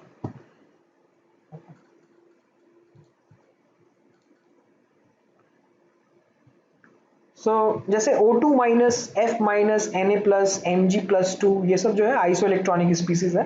Atomic structure में आप बस same number of valence shell या valence shell electrons याद रखो, that is fine. इससे काम हो जाएगा because we don't have to see about the atoms या फिर मॉलिक्यूल्स कैसे बिहेव कर रहे हैं, उसके बारे में बात करने की जरूरत नहीं है. We just have to see the atoms या फिर आयंस. सो O2 माइनस का अगर हम लोग E by Z कैलकुलेट करें, this is precisely nothing but that is E by Z, 1 by Z by E is E by Z. सो अगर हम लोग ये कैलकुलेट करें तो this is 10 by 8, this is 10 by 9, this is 10 by 11 and this is 10 by 12. ठीक है. बहुत लोग मुझसे पूछते हैं कि सर यहाँ पे 1 by Z by E क्यों लिखा है आपने, वहाँ यहाँ पे डायरेक्टली आप E by Z भी तो लिख सकते थे. लेकिन E by Z लिखने से आप प्रॉब्लम देखो यहाँ पे आएगी आपको, इनको कंपेयर करने में. ठीक है, जब जल्दी जल्दी आप क्वेश्चन सॉल्व कर रहे हो ना, तो आप इनको कंपेयर करना चाहोगे. ठीक है, कंपेयर कर सकते हो, नो इश्यूज, क्योंकि आपका न्यूमेटर जो है वो कम है, धीरे धीरे इंक्रीज कर रहा है, तो यू कैन कंपेयर इट. हाँ बोलो. हाँ, ई को रखने की भी कोई जरूरत नहीं है, आप सीधा 1 बाई जेड से भी रख सकते हो. ठीक है, बस ई इसीलिए रख रहे हैं ताकि मान लो कि आइसो इलेक्ट्रॉनिक स्पीसीज नहीं दिया हुआ है क्वेश्चन में. ठीक है, तो you have to find the order of the radius of the following ions. ठीक है, which are not isoelectronic species. Okay, and while doing questions you just did what कि 1 by z देखा आपने और सबको जो है ऐसे ही लिख दिया. ठीक है, तो वहां पे आपको जो है आइसो इलेक्ट्रॉनिक स्पीसीज नहीं पता चलेगा कि कौन सा आइसो इलेक्ट्रॉनिक स्पीसीज, सबके लिए नहीं अप्लाइड है ये. ठीक है, ये सिर्फ आइसो इलेक्ट्रॉनिक स्पीसीज के लिए अप्लाइड है. अगर आइसो इलेक्ट्रॉनिक स्पीसीज है, अगर आपने फाइंड कर लिया है कि this is iso electronic species, तो फिर आप 1 by z से ही देखो, कोई दिक्कत नहीं, उससे भी आ जाएगा. ठीक है, मतलब this is just a check point, मतलब आपके सिक्योरिटी के लिए, मार्क्स ज्यादा कटे नहीं ऐसे. ठीक है. So the cation with greater positive charge will have a smaller radius because of the greater attraction of the electrons to the nucleus, and anion will have a greater negative charge, will have large radius. Right? किसमें? anion. अच्छा.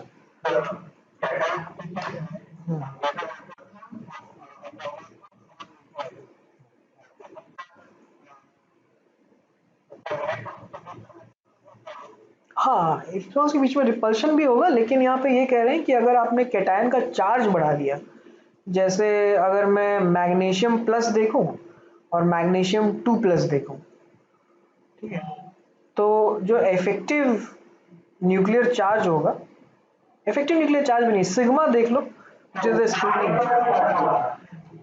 हाँ exactly exactly. वैसे भी देख सकते हो, या फिर यू भी कर सकते हो कि जब आप चार्ज बढ़ाते हो किसी एटम का, तो you are actually taking out the electrons. Okay, so taking out. Okay, ठीक. ठीक है.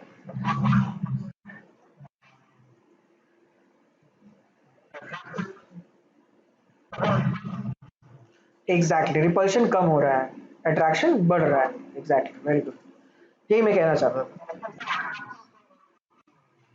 आपने,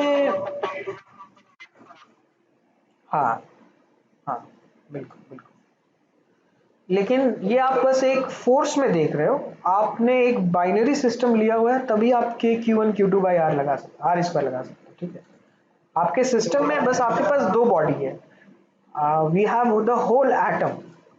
राइट, अब आप यही सोचो कि आपके पास दो इलेक्ट्रॉन है, दो प्रोटॉन है. ठीक है, as a whole, so you have +2 charge at the both ends. ठीक है, इसमें आप के Q1 Q2 लगाओगे तो आपका Q1 Q2 4 आ जाएगा. ठीक है, फिर आप एक बार ये इमेजिन करो कि आपके पास दो कैटायन है और एक अनायन है, या फिर दो प्रोटॉन है और एक इलेक्ट्रॉन है. राइट, तो अट्रैक्शन किस में ज्यादा हो रहा है?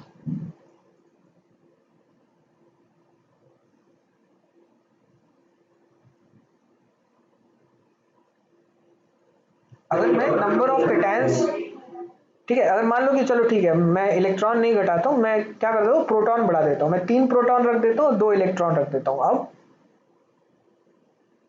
एक प्रोटॉन बढ़ा देता, है ना।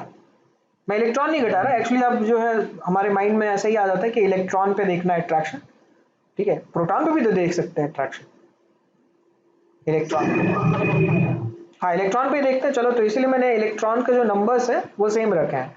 दोनों केस में आपके पास दो दो इलेक्ट्रॉन है, लेकिन एक केस में 2 प्रोटॉन है और एक केस में 3 प्रोटॉन है, ठीक है। तो कब होगा अट्रैक्शन ज्यादा किस में होगा, जिसमें 3 प्रोटॉन है, 3 प्रोटॉन है उसमें ज्यादा होगा, राइट, राइट। तो आपके पास अगर नंबर ऑफ कैटायंस या फिर नंबर ऑफ प्रोटॉन्स ज्यादा होंगे तो अट्रैक्शन फोर्स आपका ज्यादा होगा, राइट। तो आप अगर किसी से इलेक्ट्रॉन निकाल रहे हो तो अल्टीमेटली आप तो प्रोटॉन तो नहीं निकाल सकते ना, प्रोटॉन तो वही है, उतना ही होगा, है ना। सोडियम में 11 प्रोटॉन है, अगर आप उसका नंबर ऑफ इलेक्ट्रॉन्स कम कर दोगे, 10 इलेक्ट्रॉन्स कर दोगे उसको, तो उस पर एक पॉजिटिव चार्ज आ जाएगा, राइट।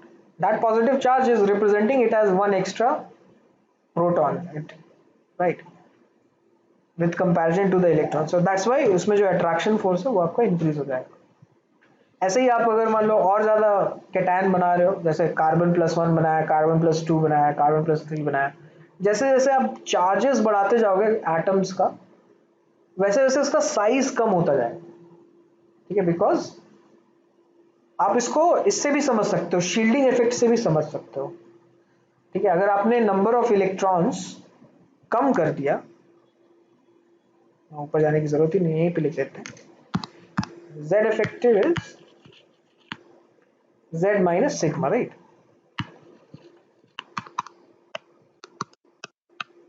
अगर हमने नंबर ऑफ इलेक्ट्रॉन्स कम कर दिए तो सिग्मा का वैल्यू क्या होना चाहिए, घटना चाहिए या बढ़ना चाहिए,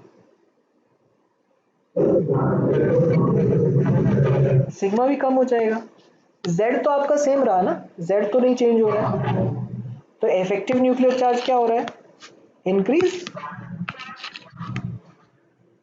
ठीक है। तो अगर इफेक्टिव न्यूक्लियर चार्ज इंक्रीज हो जाएगा तो इसका मतलब है अट्रैक्शन फोर्स जो है आपका इंक्रीज हो जाएगा, उससे जो है साइज पे भी इफेक्ट पड़ेगा, ठीक है, एग्जैक्टली। अगर कैटायन है तो साइज डिक्रीज हो जाएगा, राइट। सिमिलरली वही बोल रहे हैं कि अगर एनायन है तो एनायन का मतलब आप एक एक्स्ट्रा इलेक्ट्रॉन ऐड कर रहे हो, एक्स्ट्रा इलेक्ट्रॉन ऐड करने का मतलब है कि either you will have to add in the same subshell और either you will have to add in the next subshell जो उसके ऊपर है वो। तो अगर 4s2 मेरा ऑलरेडी फिल्ड है किसी में और मैं एक और इलेक्ट्रॉन ला रहा हूँ तो मुझे 4p में भी फिल करना पड़ेगा, तो that will increase the size of the अनायन, और अदरवाइज आप जो है जेड इफेक्टिव से भी समझ सकते हो। देखो जैसे कुछ क्वेश्चंस है, 1 का बताइए क्या आ रहा है, अगर 1 हो गया हो तो 2 का,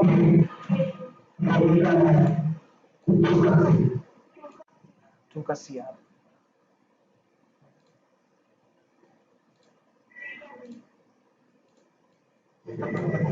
अच्छा आप लोगों ने सॉल्व कर लिया नहीं, ठीक। 3 का देखो, 3 का करके,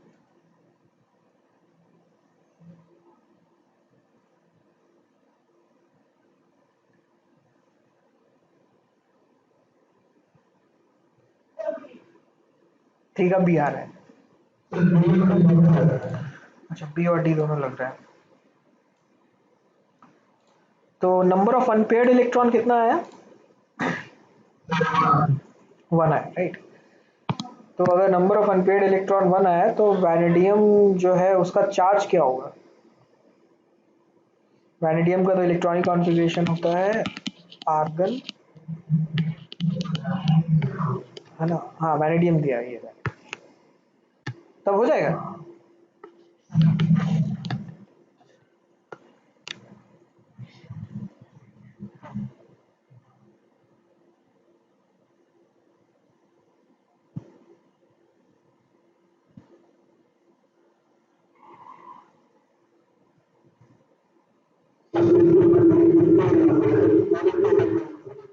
हाँ एग्जैक्टली, पहले इससे निकलेगा फिर डी से निकलेगा, ठीक।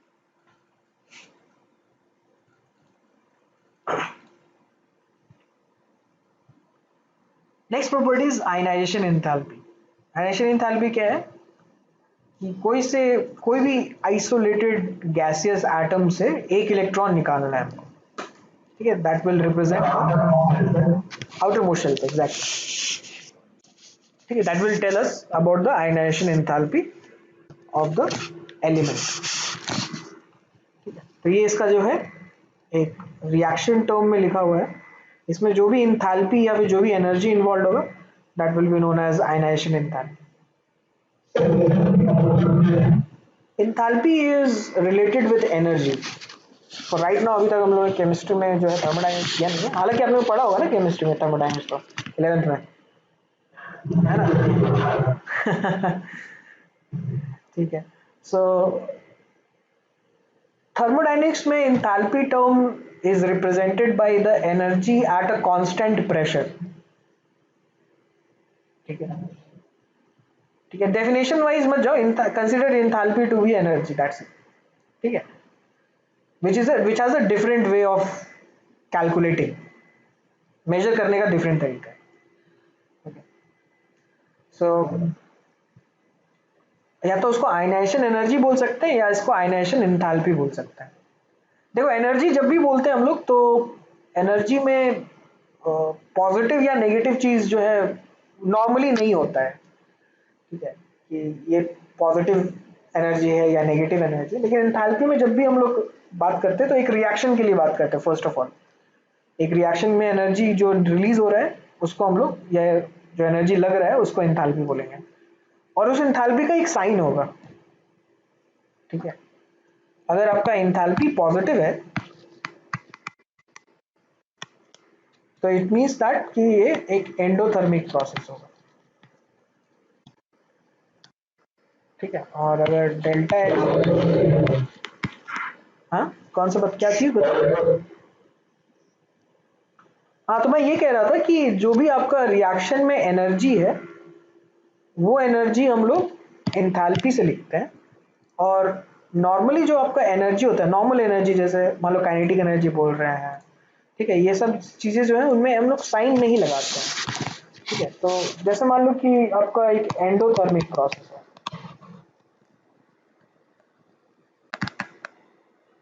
ठीक है, एंडोथर्मिक रिएक्शन, तो इसमें अगर रिएक्शन में मैं लिख रहा हूँ कि reactant plus heat is giving product, या फिर इसको हम लोग ऐसे भी लिख सकते हैं कि रिएक्टेंट इज गिविंग प्रोडक्ट और delta H is greater then 0, ठीक है, हाँ हीट लगेगा, ठीक है, और अगर हम लोग एक्सोथर्मिक प्रोसेस बोलेंगे तो इसमें जो है हीट रिलीज होना चाहिए, रिएक्टेंट से प्रोडक्ट प्लस हीट, या फिर इसको हम लोग ऐसे लिख सकते हैं और आर गिविंग पी, इसका डेल्टा एच इज नेगेटिव, ठीक है, तो इस हिसाब से हम लोग एंथैल्पी लिख सकते हैं, मतलब एनर्जी का अगर हम लोगों ने साइन लगाया तो फिर वो इसको एंथैल्पी बोलेंगे, and enthalpy is actually a lot of discussion has to be made before we go into the definition of the enthalpy, but I'll manage somehow कि आपको एक simplest जो है definition मिल जाए कि enthalpy is energy involved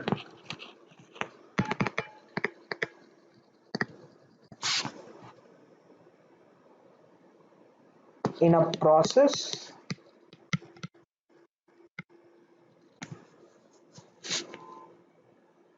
at constant pressure।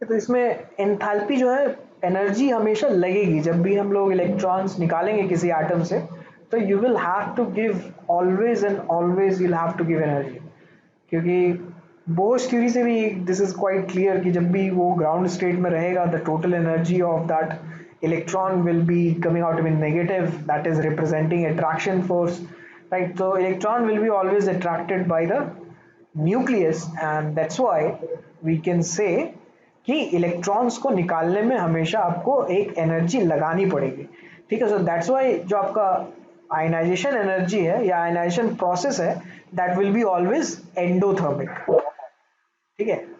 या फिर delta H will be always positive, ठीक है? और जैसे जैसे आप इसमें इलेक्ट्रॉन्स निकालते जाओगे आपका जो एनर्जी है वो एनर्जी और ज्यादा लगता जाएगा, ठीक है? डेल्टा H1 और डेल्टा H2 को जब हम कंपेयर करेंगे तो डेल्टा H2 की वैल्यू ज्यादा होगी, ठीक है? क्योंकि अभी हम लोगों ने ये इम्प्लाई किया था, रिजल्ट पे आए थे कि जैसे आपने कैटायन को और ज्यादा चार्ज दिया, ठीक है, +1 से +2, तो इफेक्टिव न्यूक्लियर चार्ज उसका इंक्रीज हो जाएगा, और अगर इफेक्टिव न्यूक्लियर चार्ज इंक्रीज हो जाएगा तो it will be difficult to take out the electrons, है ना? तो इसीलिए heat involve in the reaction at constant, अच्छा यहाँ पे वॉल्यूम लिखा है, ये तो गलत टाइप किया हुआ है, एट कांस्टेंट प्रेशर,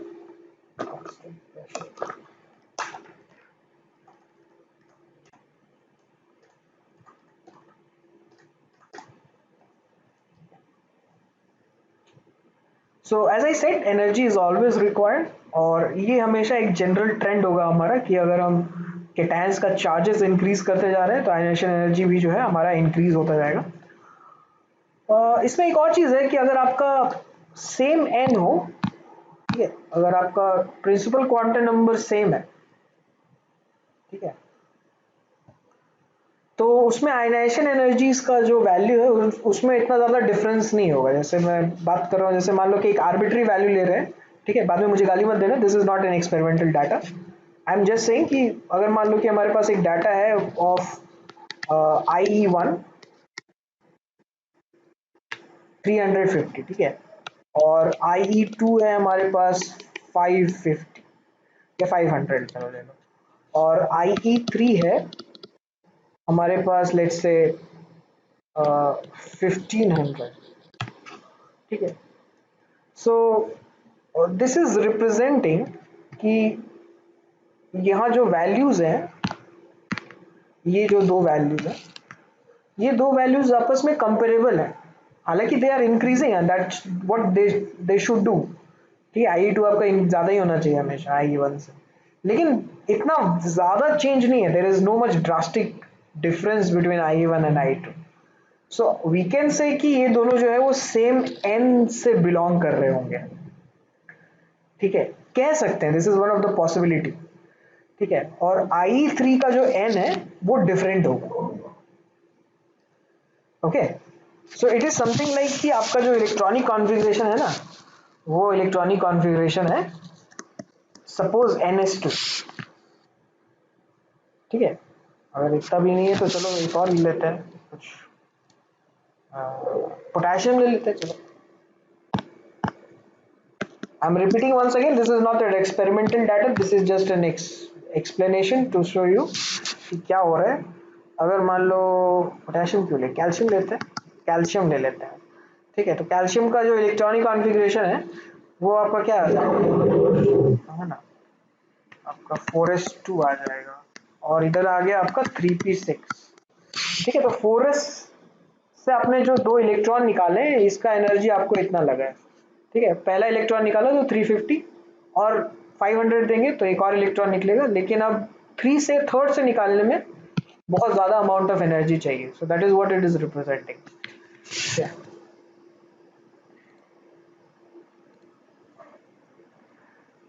ये हमारा कर्व है, इस कर्व में जो है डिफरेंट एलिमेंट्स के लिए आयनाइजेशन एनर्जी प्लॉटेड है।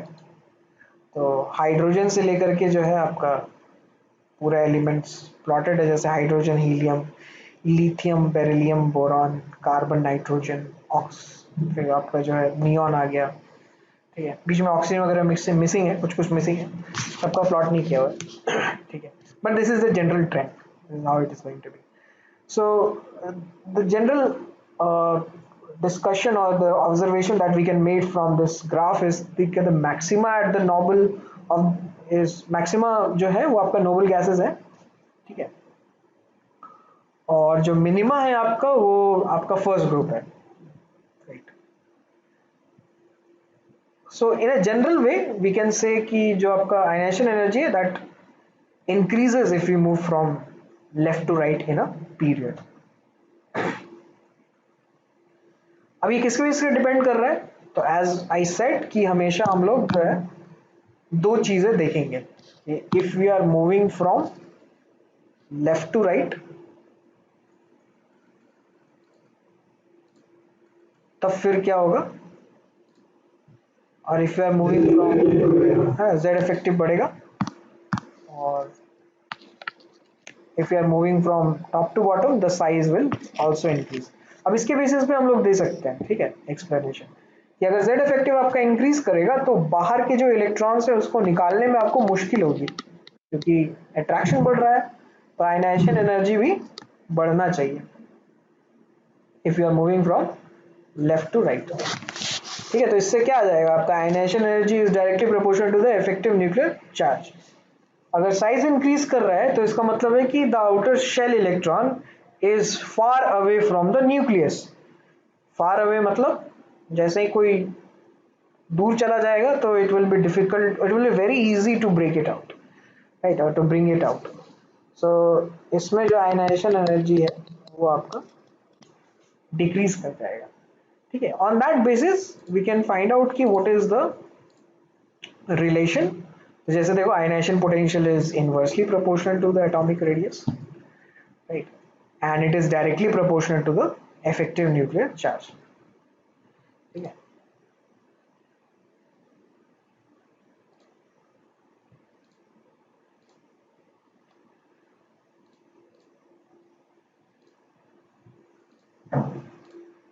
Next is the penetration effect of the orbitals. ये हम लोग तब देखते हैं जब केमिकल बॉन्डिंग जो हम लोग पढ़ रहे होंगे तब आएगा ये पार्ट, ठीक है. पेनिट्रेशन इसमें देखते हैं कि इलेक्ट्रॉन्स जो है वो सबसे ज्यादा किस में स्क्रीनिंग इफेक्ट लगा पाएगा, क्या एस में लगा पाएगा, पी में लगा पाएगा, डी में लगा पाएगा या एफ में लगा पाएगा, ठीक है.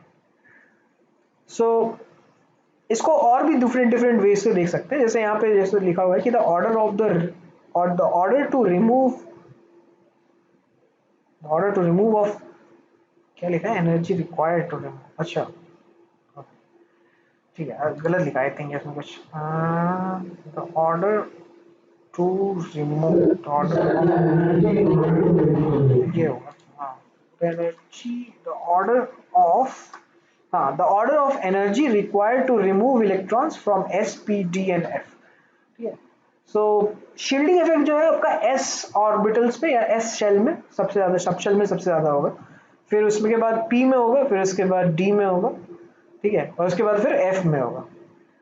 इसको ऐसे समझ सकते हैं, समझने का एक तरीका है दैट कि एस सबशेल जो है न्यूक्लियस के पास रहेगा, ठीक है. इसका मैं काफी मतलब एक ऑड सा एग्जांपल दूंगा आपको. कभी ट्राई करना कि कोई पेपर कट कर रहा है and that paper should not be very thin, ठीक है, और आइदर आप ये देखना कि लेट्स से कि एक मेडिसिन का पत्ता है, ठीक है, पूरा का पूरा मेडिसिन का एक फॉइल है जिसमें मेडिसिन रहता है, पैक्ड आता है, ठीक है. उसको कभी आप ना सीजर से कट करने की कोशिश करना. सीजर से जब आप कट कर रहे होगे ना तो सीजर के टॉप एंड से नहीं कट होगा वो कभी भी, ठीक है, बॉटम एंड से कट होगा, है ना. देखा है कभी ऐसा, रियलाइज किया होगा, है ना, कि सीजर का जो आपका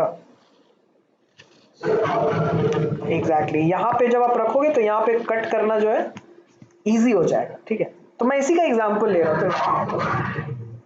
हाँ, मतलब टॉक बढ़े चाहे कुछ भी हो, मतलब my point is not, I am not going towards physics कि टॉक क्या होना चाहिए क्या होगा, ठीक है. I am just explaining one thing कि इसमें शील्डिंग इफेक्ट को मैं कैसे दिखा रहा हूँ कि शील्डिंग इफेक्ट का मतलब है consider this as to be a nucleus या similar way that the scissor works, या फिर एक फील्डर जो एक क्रिकेट टीम में जो काम कर रहा होता है या फील्ड कर रहा होता है, तो विकेट या फिर बैट्समैन के जितने क्लोज रहेगा वो उतना सरफेस एरिया सरफेस जो है वो कवर कर पाएगा। ठीक है, तो इट इज समथिंग लाइक कि आपके पास एक न्यूक्लियस है और इसका इलेक्ट्रॉन अगर जितना पास में है इससे, जस्ट गिव मी अ सेक, थोड़ा ड्रॉ कर ही लेते हैं अच्छे से, टाइम है हमारे पास। So if this is an atom और इसमें हम लोग एक न्यूक्लियस रख रहे हैं, दिस इज अ न्यूक्लियस, और दो इलेक्ट्रॉन ले लेते हैं। एक इलेक्ट्रॉन आपका जो है यहाँ पे है और एक इलेक्ट्रॉन लेट से यहाँ पे है।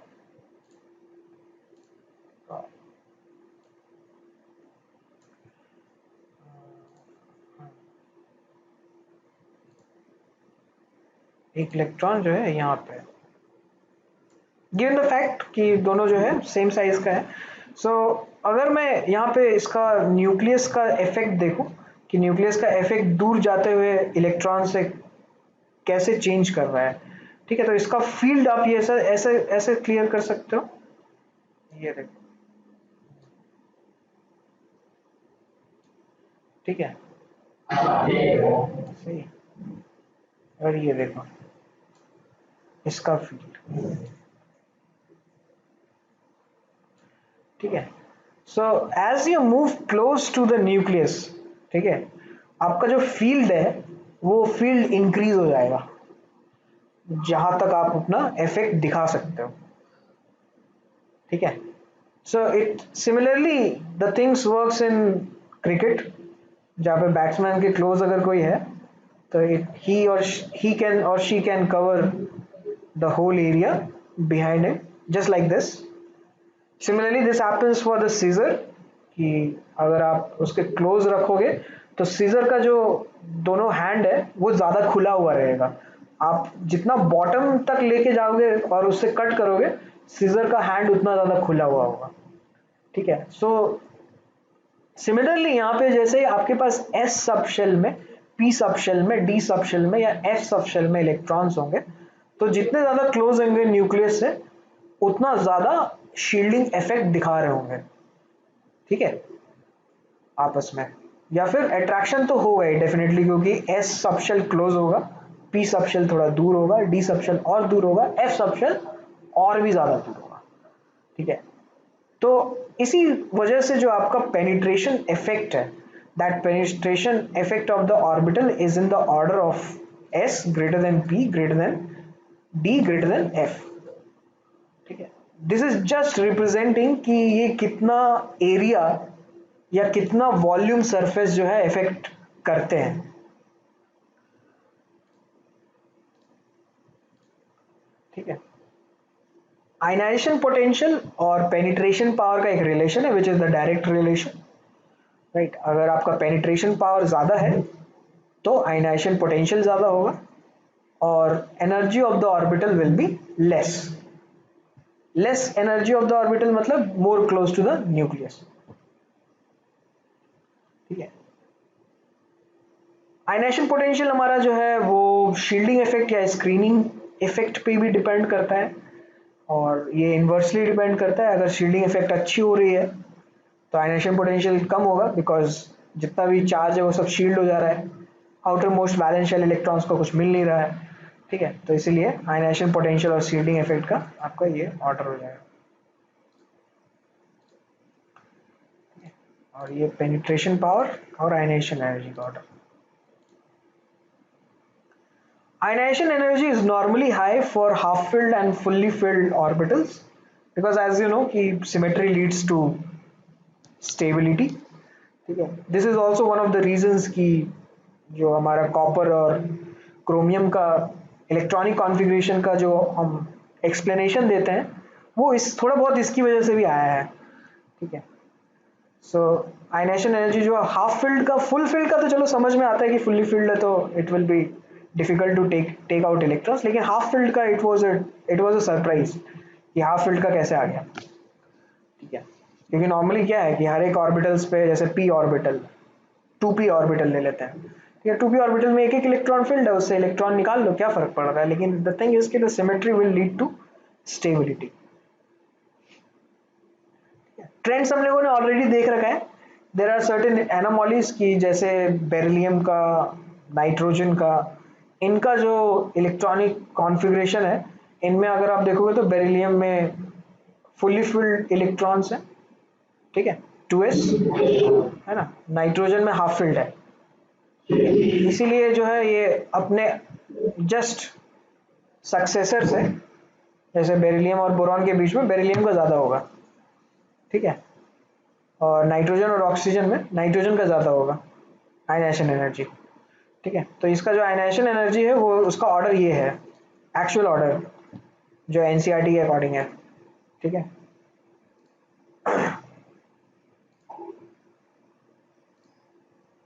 ये आपका ऑर्डर है, lithium beryllium, lithium boron beryllium carbon oxygen nitrogen fluorine, ठीक है। तो बस यही चेंज हो रहा है आपका, जो लिथियम बेरिलियम बोरॉन आता था, बेरिलियम के बजाय यहाँ बोरॉन आ गया है, ठीक है।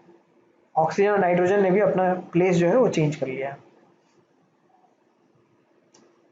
If you are moving from top to bottom, you can see कि यहाँ पे जो आयनाइजेशन एनर्जी है वो डिक्रीज कर रहा है, आयनाइजेशन एनर्जी डिक्रीज कर रहा है, तो आपका जो सीजियम है that is towards the bottom and, that is why rubidium और सीजियम जो है आपका फोटो इलेक्ट्रिक इफेक्ट में भी काम आता है, क्योंकि इनका आयनाइजेशन एनर्जी कम है। इनमें जो आप फोटॉन्स बॉम्बार्ड करोगे तो इनमें से जो इलेक्ट्रॉन है वो निकल जाएगा आराम से, ठीक है।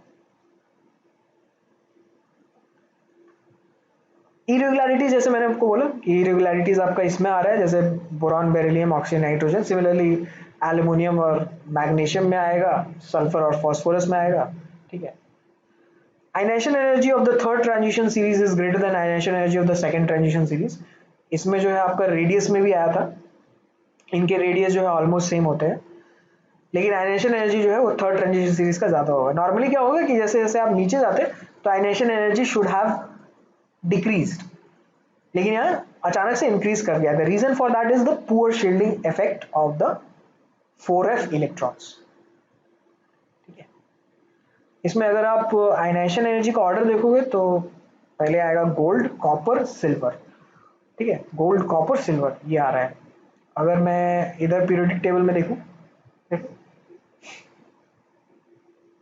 गोल्ड कॉपर सिल्वर, ठीक है, क्या होना चाहिए था, नीचे आने पे डिक्रीज होना चाहिए, राइट। कॉपर सिल्वर फिर गोल्ड, सबसे ज्यादा कॉपर का होना चाहिए, फिर सिल्वर का होना चाहिए था, फिर गोल्ड का होना चाहिए, लेकिन ऐसा नहीं है, सबसे ज्यादा गोल्ड का है, फिर कॉपर का है, फिर सिल्वर का है, right?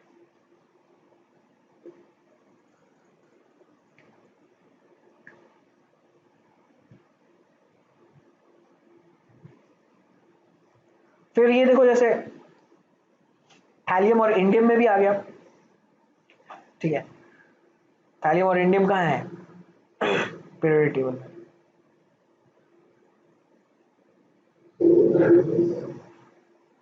थैलियम इंडियम, ठीक है। जैसे मैंने आपको बोला था एक्सटेंड होगा, ठीक है, पुअर शील्डिंग इफेक्ट का जो कॉन्सेप्ट है वो एक्सटेंड होगा इधर भी। तो थैलियम और इंडियम में से थैलियम का ज़्यादा होता है, सिमिलरली लेड और टिन में लेड का ज़्यादा होता है आयनाइजेशन एनर्जी, ठीक है। वो भी कहीं लिखा होगा, देखते हैं, ये देखो लेड और टिन में लेड का ज़्यादा है। सेम पेज में जाते हैं, को अलग से लिखा हुआ रहेगा। फिर सेम रिजल्ट जो है आपका एल्युमिनियम और गैलियम में भी पड़ता है, कि गैलियम और एल्युमिनियम में गैलियम का जो आयनाइजेशन एनर्जी है वो ज्यादा होगा। The reason for that is the poor shielding effect, ठीक है। सो पीरियोडिक प्रॉपर्टीज में normally this is just for solving questions, nothing else, ठीक है। कि अगर कहीं भी एनोमॉलीज आ रहा है तो there are high chances of its possibility कि वो पुअर शील्डिंग की वजह से हो रहा होगा, ठीक है। So, अभी हम लोग देखेंगे कि हम लोग दो केसेस हम लोग देख लिए, that is because of the poor shielding. Next देखते हैं हम लोग application of the ionization energy, क्या क्या एप्लीकेशन है। First is metallic character. अगर आयनाइजेशन एनर्जी कम होगा तो उस एलिमेंट के मेटलिक कैरेक्टर ज्यादा होंगे, because metal will have a tendency to donate electrons, and become a cation. ठीक है, मेटल को कभी अनायन बनते हुए देखा है क्या? नहीं होते ना। तो metals can never have a negative oxidation state. ठीक है, वो हमेशा that will have a positive oxidation state. So metallic character जो है डायरेक्टली इनवर्सली जो है आपका प्रोपोर्शनल है आयनाइजेशन पोटेंशियल से। मेटलिक कैरेक्टर क्या होगा? That will increase down the group, और if you are moving from left to right, metallic character will decrease. क्योंकि वी नो कि इन द पीरियडिक टेबल जो लेफ्ट हैंड साइड में आपको वो मेटल्स मिलेंगे, राइट हैंड साइड जाओगे तो पी ब्लॉक एलिमेंट्स में नॉन मेटल्स आपको मिलेंगे। Reactivity of the metals increases with the decrease in the ionization energy. कभी भी जब केमिकल रिएक्शंस होता है ना, तो केमिकल रिएक्शंस में जो है इलेक्ट्रॉन्स का ट्रांसफर होता है। ठीक है, nothing else nothing more. Chemical energy is, या chemical reaction is the exchange of electrons. It is not an exchange of atoms, or it is not an exchange of elements, right? It is an exchange of electrons.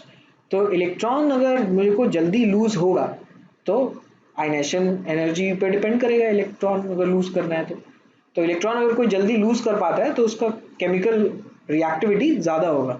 Similarly that also comes for, या फिर that also goes for अनायन। अगर किसी का electron gain enthalpy ज़्यादा होगा, ठीक है, तो वो जल्दी इलेक्ट्रॉन गेन कर लेगा and it's chemical reactivity will be good, या फिर हाई रिएक्टिविटी होगा। सो हाई रिएक्टिविटी के लिए हम लोगों को बस क्या चाहिए? वन ऑफ द कॉज इसकी लो आयनाइजेशन एनर्जी होना चाहिए और हाई इलेक्ट्रॉन गेन एंथैल्पी होना चाहिए। रिड्यूसिंग पावर पे भी डिपेंड करता है। रिड्यूसिंग पावर क्या होता है? कि दूसरों को रिड्यूस करना, that is the reducing power. तो दूसरों को कैसे रिड्यूस करेंगे हम लोग? या फिर कोई है ना, इलेक्ट्रॉन, हाँ बेसिकली यहाँ पे इलेक्ट्रॉन से लेना देना है, बाकी तो डेफिनेशन यू नो हाइड्रोजन और ऑक्सीजन से क्या लेना देना। बट द थिंग इज कि केमिकल रिएक्शन जैसा मैंने बोला that is a transfer of electrons या एक्सचेंज ऑफ इलेक्ट्रॉन्स। तो सिमिलरली अगर कोई इलेक्ट्रॉन डोनेट कर रहा है तो दूसरों को रिड्यूस कर रहा है। ठीक है, तो इस बेसिस पे आप ऑक्सीडाइजिंग पावर भी देख सकते हो, that is not an issue. तो ऑक्सीडाइजिंग पावर और ionization potential will be directly related. ठीक है, आप यहाँ से एक्स्ट्रापोलेट कर लेना। ठीक है, I am not mentioning everything. ठीक है, कर लोगे ना। ऑक्सीडाइजिंग पावर क्या है? आयनाइजेशन पोटेंशियल के directly proportional. Next is reducing power increases down the group. Reducing power जो है, अगर आयनाइजेशन पोटेंशियल आपका डिक्रीज कर रहा है तो रिड्यूसिंग पावर इंक्रीज करेगा, बिकॉज नीचे जाने पे आयनाइजेशन एनर्जी डिक्रीज हो रही है। अगर आप देखोगे कि रिड्यूसिंग पावर, तो caesium, rubidium, potassium, sodium, they are following the general trend. यहाँ पे एक एनोमली आ गया है कि आपका लिथियम जो है that is the most reducing metal. So what is the reason behind it कि लिथियम क्यों हो रहा है ऐसे? तो स्टेबिलिटी तो चलो ठीक है, stability is not an absolute thing. तो स्टेबिलिटी जब भी आएगा तो हम लोग कंपेयर करेंगे। Yes exactly exactly. तो बिल्कुल बिल्कुल यही यही आ रहा हूँ मैं। सो इस रिएक्शन को जैसे देखो कि कुछ भी अगर हमें रिड्यूस करना है तो reduction first of all takes place in the aqueous medium, right?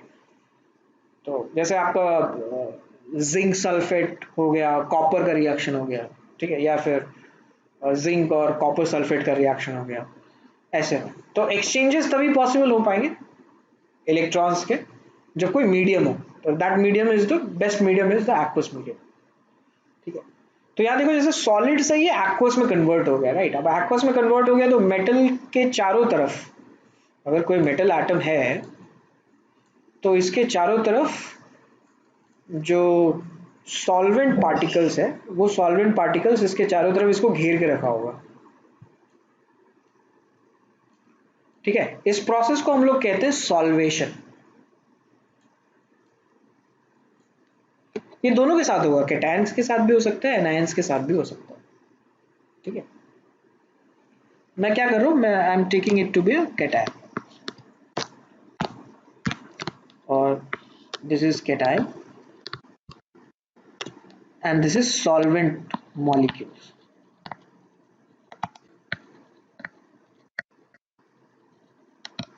ठीक है, इट इज वेरी सिंपल। अगर सॉल्वेंट मॉलिक्यूल्स आ रहे हैं तो that is known as solvation.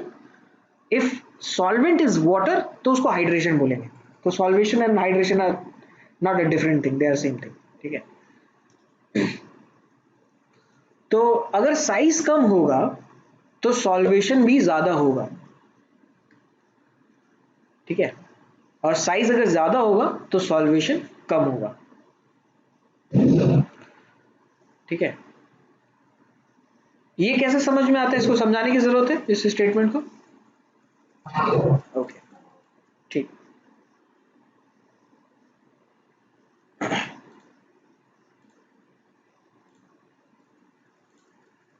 पहले इसको देख लेते हैं कि मतलब साइंटिफिकली कैसे समझ सकते हैं। ठीक है, तो कंसीडर करो कि हमारे पास एक कैटायन है जो स्मॉल है और एक कैटायन जो है लार्ज कैटायन।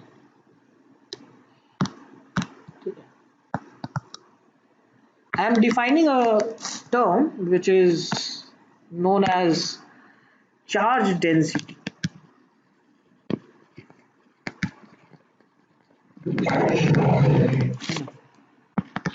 नहीं, चार्ज टू मास रेशियो नहीं, चार्ज बाय वॉल्यूम बस, चार्ज बाय वॉल्यूम। इसका फिजिकल सिग्निफिकेंस क्या होगा कि it will be representing the charge in a unit volume, right? In a unit volume। तो चार्ज डेंसिटी को अगर मान लो मैं रो कह रहा हूँ, रो सी। ठीक है, तो रो सी किसके लिए ज्यादा होगा, छोटे अनायन के लिए या बड़े छोटे कैटायन के लिए या बड़े कैटायन के लिए? हैं, बड़े कैटायन के लिए, छोटे के लिए ज्यादा होगा नहीं, मतलब जो छोटा सा कैटायन है उसके लिए ज्यादा होगा, राइट। हाँ, वॉल्यूम जो है ज्यादा हो रहा है। ठीक है, तो अगर मैं इसको मान लो ए कह दे रहा हूँ और इसको बी कह दे रहा हूँ, तो rho C of A is more than rho C of B. ठीक है, अब चार्ज पर यूनिट वॉल्यूम का फिजिकल सिग्निफिकेंस ये है कि अगर मैं एक यूनिट वॉल्यूम उससे निकालूं तो उस यूनिट वॉल्यूम में चार्ज किसके पास ज्यादा है। ठीक है, तो इस बेसिस पे चार्ज डेंसिटी को देख करके आप ये क्या बता सकते हो कि अट्रैक्ट कौन ज्यादा करेगा, ए ज्यादा करेगा या बी ज्यादा अट्रैक्ट करेगा। ए ज्यादा अट्रैक्ट करेगा पर यूनिट वॉल्यूम के हिसाब से अगर हम लोग देखें तो। ठीक है, तो इसीलिए सॉल्वेशन भी ए में ज्यादा होगा। क्लियर है? ठीक है, क्योंकि अगर मान लो वाटर मॉलिक्यूल है तो वाटर मॉलिक्यूल में ऑक्सीजन होगा। ऑक्सीजन क्या है, एक इलेक्ट्रोनेगेटिव एलिमेंट है, राइट। तो ये इसको अट्रैक्ट करके रखेगा, इसी को कह रहे हैं हम लोग सॉल्वेशन। तो लिथियम के केस में लिथियम का जो सॉल्वेशन है वो इतना ज्यादा होगा कि उसकी वजह से lithium plus aqueous will become very much stable, as well as what do you think about कि सॉल्वेशन एनर्जी क्या होगी, एक्सोथर्मिक होगी या एंडोथर्मिक होगी?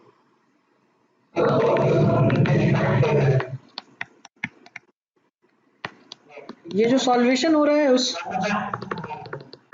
है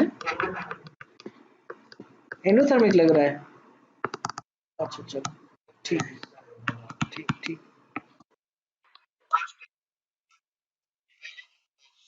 स्टेबिलिटी से भी देख सकते हैं, ज्यादा अच्छा रहेगा कि आप ऐसे देखो कि एक chemical bond is what, chemical bond is a force of attraction between two atoms, that's it, nothing else। ठीक है, तो chemical bond जो है it is due to the force of attraction और it is a type of force of attraction। तो कभी भी chemical bond किसी के पास किसी दो atoms के से बनता है तो उसमें एनर्जी रिलीज होती है। ठीक है, क्योंकि आपको बॉन्ड बॉन्ड तोड़ने में एनर्जी जब लगेगी तो बॉन्ड बनने में एनर्जी जो है रिलीज होनी चाहिए, है कि नहीं। तो यहाँ पे आपको दिख रहा होगा कि कुछ नए नए टाइप्स के ना आपको बॉन्ड दिखाई दे रहे होंगे यहाँ पे, राइट। नहीं, एक नया टाइप का इंटरेक्शन दिख रहा है ना।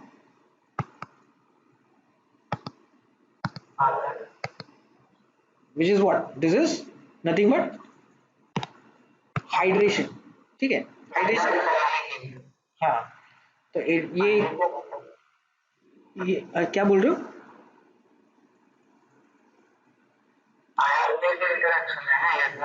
हाँ, सो इस इंट्रैक्शन में जो है कुछ फोर्स ऑफ अट्रैक्शन की वजह से एनर्जी क्या करेगा, ये लूज करेगा, राइट, क्योंकि एक नया टाइप का बॉन्ड जो है हमको बनता हुआ नजर आ रहा है। This is not exactly bond but this is a type of force of interaction. So hydration energy is always exothermic. ठीक है, अब वो अगर एक्सोथर्मिक है तो ये एनर्जी रिलीज करेगा, और एनर्जी जो रिलीज हो रहा है वो एनर्जी कहाँ काम आएगा? वो एनर्जी आपको काम आएगा इसको आयनाइज करने में, मेटल को आयनाइज करने में। ठीक है, right. So there are two steps involve here. क्या क्या कौन सा स्टेप्स इन्वॉल्व हो रहा है? आपका जो मेटल है ये मेटल प्लस में कन्वर्ट हो रहा है। ठीक है, let's take it to be solid and let's take it to be gas. ठीक है, और ये फिर जा करके ये मिल गया metal plus aqueous. This is not precisely same, मतलब समझने के लिए बोल रहा हूँ कि अगर मान लो ऐसा कोई स्टेप है तो इस स्टेप में मुझे जो है आयनाइजेशन एनर्जी लग रहा है, और इस स्टेप में मुझे जो है हाँ सॉल्वेशन एनर्जी लग रहा है, राइट। तो लिथियम के लिए सॉल्वेशन एनर्जी इतना ज़्यादा है कि ये एनर्जी रिलीज कर रहा है, और आयनाइजेशन एनर्जी में आपको एनर्जी लगेगा। ठीक है, this is an endothermic process, this is an exothermic process. तो एक्सोथर्मिक की वजह से जो एनर्जी रिलीज हुआ है ना वो यहाँ यूज हो रहा है उसको आयनाइज करना। नहीं नहीं, सेकंड, हाँ second atom of the lithium के लिए एग्जैक्टली exactly। ठीक है, वो तो उसका तो हो गया आयनाइजेशन और सॉल्वेशन, राइट। तो ये एक मतलब एक नेवर एंडिंग प्रोसेस होगा अगर आपके पास नेवर एंडिंग लिथियम मॉलिक्यूल्स है ना। अगर आपने एक बार प्रोसेस ये स्टार्ट कर दिया तो ये चलता जाएगा खुद ब खुद, आपको कुछ करने की जरूरत ही नहीं है। एनर्जी रिलीज हो रही है, एनर्जी लग रही है, वही एनर्जी फिर से एनर्जी रिलीज हो रही है, फिर से वही एनर्जी लग रही है, और ये कंटिन्यूअस प्रोसेस जो है वो चलता जाएगा। ठीक है, इन लोग ये थर्मोडायनेमिक्स में जो आप दोनों लोग जाएंगे तो वहां पे हम लोग ये पढ़ेंगे कि जो आपका एक्सोथर्मिक प्रोसेस है वो एक स्पॉन्टेनियस प्रोसेस होता है नॉर्मली स्पीकिंग। ठीक है, जिसमें एनर्जी रिलीज हो रहा है। वो एनर्जी रिलीज होने का मतलब ही यही होता है कि सिस्टम जो है अनस्टेबल से स्टेबिलिटी की तरफ जा रहा है। तो सभी की यही टेंडेंसी होती है कि वो स्टेबल से अनस्टेबल की तरफ मूव करे। ठीक है, तो इसका रिड्यूसिंग पावर जो है ये इसकी वजह से होगा, राइट। फिर नेक्स्ट हम लोग नेक्स्ट क्लास में आएंगे तो will talk about the electron gain enthalpy and apart from that different things. अब चाहो तो आप पहले से पढ़ के ये सब सॉल्व कर सकते हो, और बाकी समझाने का जो चीज़ है आई डू दैट। ओके, चलो तो नेक्स्ट क्लास में मिलते हैं हम लोग, तब तक के लिए टेक केयर, बाय बाय।